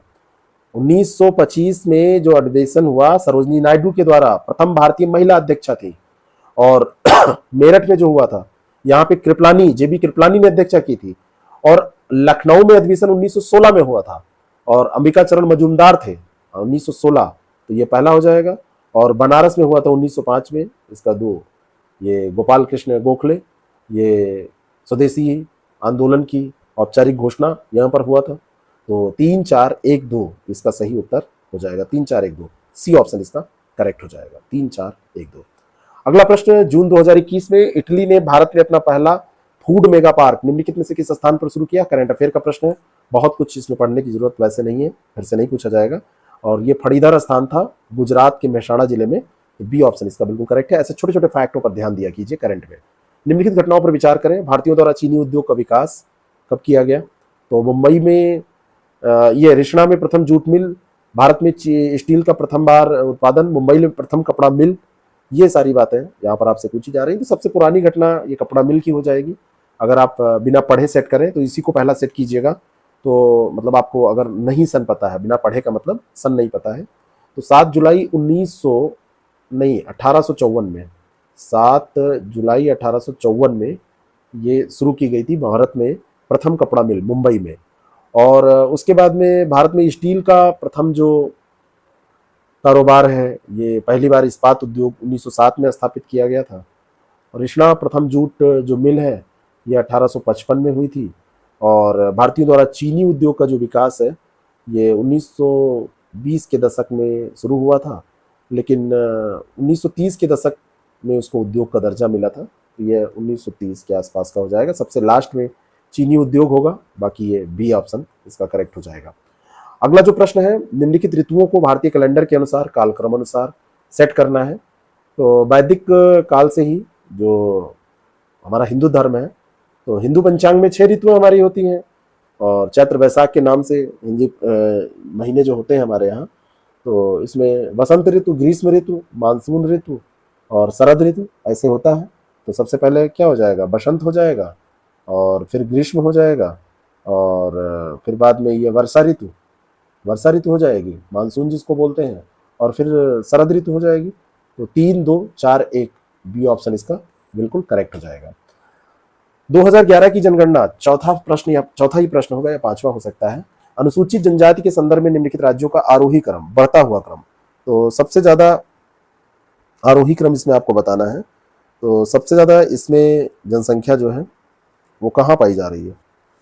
वो आपकी जनसंख्या अरुणाचल प्रदेश, मेघालय सबसे कम और सबसे अधिक अनुसूचित जनजातियों वाले, अरुणाचल प्रदेश और मेघालय सबसे कम और सबसे अधिक। तो अरुणाचल प्रदेश में सबसे कम जनसंख्या हो जाएगी और मेघालय सबसे ज़्यादा वाला हो जाएगा। ठीक है, तो ये हो जाएगा, ये इसका सही उत्तर हो जाएगा। अब यहाँ पे देखिए नॉर्थ ईस्ट का उठा के डेटा आपसे एसटी में पूछ लिया है, जनजातियों में। तो इस तरीके का आंकड़े तैयार किए, मतलब वो घिसे पटे प्रश्न नहीं पूछे जाते हैं सेंसस से। निम्नलिखित में से कौन सा एक सही सुमेलित नहीं है? पशु और नस्ल, भैंस भदावरी, गाय सिंधी, बकरा जमुनापारी और भेड़ थापरकर। तो जो भेड़ है ये तो गलत दिया हुआ है। भेड़ की थापरकर प्रजाति तो गाय की होती है ना, थापरकर। मुझे तो यहीं तक याद आ रहा है कि ये तो भैंस भदावरी, गाय सिंधी, बकरा जमुनापारी, बकरी जमुनापारी भी होती है, और जखराना भी होती है, मारवाड़ी भी होती है। थापरकर जो है ये भेड़ नहीं होती है। तो डी ऑप्शन इसका बिल्कुल करेक्ट हो जाएगा। इसके बारे में जो जानकारी होगी उसको कमेंट करके बताइएगा। उत्तर प्रदेश के लिए निम्नलिखित कथनों में से कौन सा कथन सही है? भारत में गन्ने का सबसे बड़ा उत्पादन हब माना जाता है, सही है। और भारत का उच्चतम दूध उत्पादक प्रदेश है। चावल ये पश्चिम बंगाल, वेस्ट बंगाल में सबसे ज्यादा होता है। तो पहला दूसरा यहाँ पर सही हो जाएगा, डी ऑप्शन करेक्ट है। आंकड़े अपडेट करके तभी जाइएगा। दिल्ली सल्तनत के किस सुल्तान के शासनकाल में शाही महलों में हिंदू देवी देवताओं की पूजा होती थी? तो ये था नसीरुद्दीन खुसरो शाह, सी ऑप्शन इसका करेक्ट हो जाएगा। नसीरुद्दीन खुसरो शाह 1320 में गद्दी पर बैठा था और हिंदू देवी देवताओं की पूजा उस समय इसके शासनकाल में शाही महलों में भी की जाती थी, है ना, और ये ध्यान रखिएगा। अगला जो प्रश्न है इसका उत्तर दीजिए। निम्नलिखित में से कौन सी नदी उत्तर प्रदेश राज्य से प्रवाहित होना चाहिए? प्रभावित नहीं, प्रवाहित नहीं होती है। कौन सी नदी है जो प्रवाहित नहीं होती है? तो ये गंडक नदी है, सी ऑप्शन। गंडक नदी जो है ये उत्तर प्रदेश से प्रवाहित नहीं होती है, सोन नदी प्रवाहित होती है, गंगा की सहायक नदी है। हिंडन नदी भी यमुना की सहायक नदी है, ये भी प्रवाहित होती है। शारदा जो है ये काली नदी, महाकाली नदी भी कहा जाता है, उत्तराखंड में पिथौरागढ़ से निकलती है और घाघरा नदी में मिलती है। जो गंडक है ये आपकी बिहार में बहती है, यूपी से कोई मतलब इसका नहीं है, सी ऑप्शन इसका करेक्ट हो जाएगा। भारत की संसद द्वारा आपदा प्रबंधन अधिनियम पारित कब हुआ था? तो पारित किया गया था इसको 2005 में और लागू हुआ था 2006 में। 2006 में इम्प्लीमेंट हुआ था, लागू हुआ था, और 2005 में इसको पारित किया गया था। अगला जो प्रश्न है, आरबीआई ने पूर्व गवर्नर बिमल जालान की निम्नलिखित में से कौन सी पुस्तक जुलाई 2021 में प्रकाशित हुई थी? तो ये पुस्तकें आपसे जो पूछी जाती हैं इसमें इनकी द इंडिया स्टोरी पुस्तक थी, ये ध्यान रखिएगा। करंट अफेयर में एक दो पुस्तकों से प्रश्न आते हैं। जा दिन जन्म भयो डट डट का धरती धसी अढ़ाई हाथ, तो इस तरीके से ये क्या गाया जाता है? ये आल्हा होता है, मार हो जाती है, मतलब लोग जोश में आ जाते हैं। बुंदेली और अवधी कविता ये मानी जाती है वीर गाथा काल के महान कवि जगनिक द्वारा रचित और परमाल रासों पर आधारित है, तो जगनिक के द्वारा इसको रचा गया था। बहुत मतलब ये जोशीला होता है, आप सुन लेंगे तो जोश आ जाएगा। वैश्विक जलवायु जोखिम सूचकांक किस संगठन के द्वारा जारी किया जाता है? करंट अफेयर का प्रश्न है लेकिन ये कभी भी पूछा जा सकता है। तो ये जर्मन वाच के द्वारा इसको शुरू किया जाता है, मतलब जारी किया जाता है, शुरू नहीं, जारी किया जाता है। अगला जो प्रश्न है, सूची फर्स्ट सेकंड सुमेलित करना है, देखना है कौन सा इसमें सही है। वन संरक्षण अधिनियम, तो वन संरक्षण अधिनियम आपका 1980 सही है। पर्यावरण संरक्षण 1986, वायु प्रदूषण नियंत्रण अधिनियम 1981, और जल प्रदूषण, और तो सब पूछे जा चुके हैं बहुत बार, जल प्रदूषण पहली बार शायद पूछा गया था 1974, ये भी सही है। तो 1 2 3 4 हो जाएगा, सारे सुमेलित हैं। डी ऑप्शन इसका बिल्कुल करेक्ट हो जाएगा। इसको याद कर लीजिए, फुटकर प्रश्न इससे पूछ लिए जाते हैं। ये डिफेंस कॉरिडोर पे प्रश्न पूछा गया था, निवेश करने के लिए अगस्त 2021 में किस सरकारी उद्यम समझौता? तो ये हुआ था भारत अर्थमूवर लिमिटेड से, भारत अर्थमूवर लिमिटेड, उत्तर प्रदेश का ये हुआ था। ए ऑप्शन इसका बिल्कुल करेक्ट हो जाएगा। नहीं, भारत अर्थमूवर से नहीं हुआ था, सॉरी, ये बी ऑप्शन करेक्ट होगा, डायनेमिक्स लिमिटेड से हुआ था। लेकिन ये दोबारा नहीं पूछा जाएगा, फिर भी आप करंट में इसको सही से तैयार रखिए। कौन भारत की सबसे बड़ी मीठे पानी की झील है, जो हमारे यहाँ जिसमें मीठा पानी पाया जाता है? तो ये है वुलर झील। वुलर झील कहाँ पर पाई जाती है? एशिया की सबसे बड़ी बांदीपोरा स्थान है, जिला है, और ये जिला पड़ता है जम्मू कश्मीर में। तो ये लार्जेस्ट लेक है एशिया की, एशियाज लार्जेस्ट लेक ये पाई जाती है। ठीक है। अगला जो प्रश्न है, निम्न में से कौन सी योजनाएं कौशल विकास से संबंधित है? स्ट्राइड, संकल्प और श्रेयस, कौन सी योजना है जो कौशल विकास से संबंधित है? स्ट्राइव और संकल्प ये तो आर्थिक मामलों के मंत्रालय के द्वारा शुरू ही की गई थी, और ये भी जो श्रेयस है मानव संसाधन विकास मंत्रालय के द्वारा शुरू किया गया था। और जो स्ट्राइड है ये यूजीसी के द्वारा ये ट्रांस डिसिप्लिनरी रिसर्च के लिए शुरू किया गया था। तो यहाँ पर ये स्ट्राइड हटा दीजिए, बाकी ये तीनों जो हैं इनका जो संबंध है ये स्किल डेवलपमेंट से है, कौशल विकास से है। तो सी ऑप्शन इसका 2 3 4 सही हो जाएगा। मोनो क्लाइमैक्स एकल चरम सिद्धांत का प्रतिपादन किसने किया था? तो फैक्चुअल प्रश्न है, और ये था F.E. क्लीमेंट्स के द्वारा किया गया था। अगर ये आपको याद होगा तो करिएगा, नहीं तो ऐसे प्रश्न एक आध रहते हैं जो केवल परेशान करने के लिए होते हैं। एक रीजनिंग का प्रश्न है, शब्दकोश के अनुसार व्यवस्थित कीजिए। शब्दकोश में ठीक दूसरे स्थान पर क्या आएगा? तो इसको आप सेट कर लीजिए। तो पहला कंसंट्रेट हो जाएगा, दूसरा कंक्लूजन हो जाएगा, और तीसरा आपका कॉन्फिडेंस हो जाएगा, और चौथा हो जाएगा काउंट। दूसरे स्थान पर कंक्लूजन आएगा, ए ऑप्शन करेक्ट हो जाएगा। अगला जो प्रश्न है उसका उत्तर दें।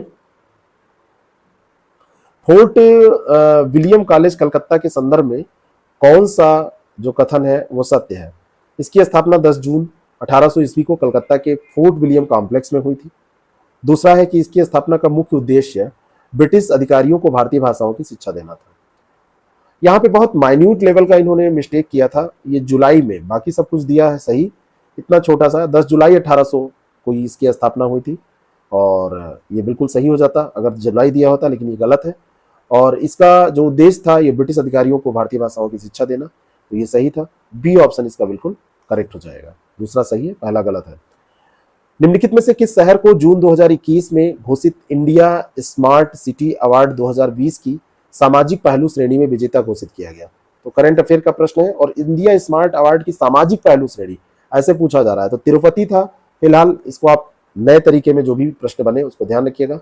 नीति आयोग की सारी रिपोर्ट को ध्यान रखिएगा, स्मार्ट सिटी से रिलेटेड जितनी भी रिपोर्ट है उनको ध्यान रखिएगा। अंतर्राष्ट्रीय आलू केंद्र का मुख्यालय, तो सीआईपी का मुख्यालय कहाँ है, तो लीमा पेरू में है। ये ऑप्शन इसका बिल्कुल करेक्ट हो जाएगा। अगला जो प्रश्न है, निम्नलिखित में से कौन सा सही सुमेलित है? महिला समृद्धि योजना 1993, महिला स्वशक्ति 1998, महिला साम्राज्य। ये साम्राज्य योजना की जगह पे अगर इसको समाज योजना किया जाए तो ये ज़्यादा सही हो जाएगा, और यही यहाँ पर ये गलत दिया है, सी ऑप्शन। लेकिन ये क्वेश्चन गलत हो गया था, मतलब ये क्वेश्चन ही गलत, बाकी इसमें राष्ट्रीय पोषाहार मिशन और ये सब सही दिया हुआ है। तो महिला जो समाज योजना है, समाज योजना अगर कर दिया जाए तो ये सही हो जाएगा। आप जब सर्च करेंगे तो महिला समाज योजना जो है वो आपको मिल जाएगी, लेकिन साम्राज्य योजना आपको नहीं मिलेगी। यूपी महिला समाज योजना हो सकता है आपको ढूंढने से मिल भी जाए। तो ये क्वेश्चन ये थोड़ा गलत था। खैर, महिलाओं से रिलेटेड स्कीम्स को आपको पढ़ लेना चाहिए, लेकिन इसकी भी कोई एक लिमिट नहीं होती कि कहाँ तक पूछा जाएगा, कितने प्रश्नों को कहाँ से उठा दिया जाएगा, कहाँ से फैक्ट ले लिया जाएगा। तो बहुत परेशान नहीं होना है। तो इसका एक ही उपाय है कि रेगुलर आप प्रैक्टिस करें, रेगुलर आप पढ़ते रहें, चीज़ों को करते रहें, है ना। और कहीं भी आप जहाँ पर भी जुड़ के पढ़ाई कर रहे हैं तो वहाँ पर ये ध्यान रखिए कि आपकी रेगुलरिटी बनी रहे, बाकी तो आप पढ़ ही लेंगे। राज्य विधानमंडल की बैठक आयोजित करने के लिए जो कोरम पूर्ति है वो कैसे होती है? तो 10 सदस्य या कुल सदस्यता का 10वां हिस्सा जो भी अधिक हो वो मिल जाए तो उससे ये हो जाती है। अनुच्छेद 189(3), आर्टिकल 189(3) इसमें दिया गया है इसके बारे में, है ना। और लोकसभा सत्र में जैसे 55 सदस्यों को उपस्थित होना चाहिए, और 25 सदस्यों को राज्यसभा की बैठक आयोजित करने के लिए ऐसे होना चाहिए। राज्य विधानमंडल के लिए भी ऐसे ही प्रावधान किया गया। और अंतिम प्रश्न है, निम्नलिखित में से किस वर्ष प्रयागराज उत्तर प्रदेश के किले पर अंग्रेजों का अधिकार स्थापित हुआ? तो ये अधिकार कब हुआ था ये पूछा जा रहा है। प्रयागराज में जो किला है वो इसमें ब्रिटिश छावनी बना हुआ था उस समय, अभी भी छावनी के तौर पर उसका उपयोग किया जाता है। 1797 में इसको अंग्रेजों ने अधिकार इस पर स्थापित कर लिया था, और इसको उस समय ब्रिटिश छावनी के तौर पर इन्होंने कब्जा किया था। अभी भी ये छावनी ही है ना। और इसको अकबर के द्वारा बनाया गया था। अकबर ने इसको बनवाया था 1583 ईस्वी में, अकबर ने इसको बनवाया था, ठीक है। और गंगा नदी और यमुना नदी का जो संगम जहाँ होता है उसी के पास में ये स्थित है, ठीक है। तो ये आपका 2021 का पेपर रहा। आगे की श्रृंखला में हम और पेपर आपके लिए लेके आएंगे। बस आपसे इतना कहना है कि अगर आपको ये पसंद आया हो, उपयोगी लगा हो, तो आप इसको लोगों तक जरूर पहुंचाएं, शेयर करें। Thank you so much. बाकी नीचे स्क्रॉल हो रहे नंबर्स पे हमारे किसी भी कोर्स के बारे में आप जानकारी ले सकते हैं। हमारा जो नंबर है उसको मैं एक बार आपको बता दे रहा हूँ, 6307281212, एक नंबर ये है, और 7408281211। ये दोनों नंबरों पर आपको जिस कोर्स की जानकारी लेनी हो, जो भी आप टेस्ट सीरीज वगैरह ज्वाइन करना चाहते हैं, कोई भी बात करनी हो, तो आप इस पर कॉल करके जानकारी ले सकते हैं, कोर्सों के बारे में जान सकते हैं, हमारी मदद आप ले सकते हैं। Thank you so much.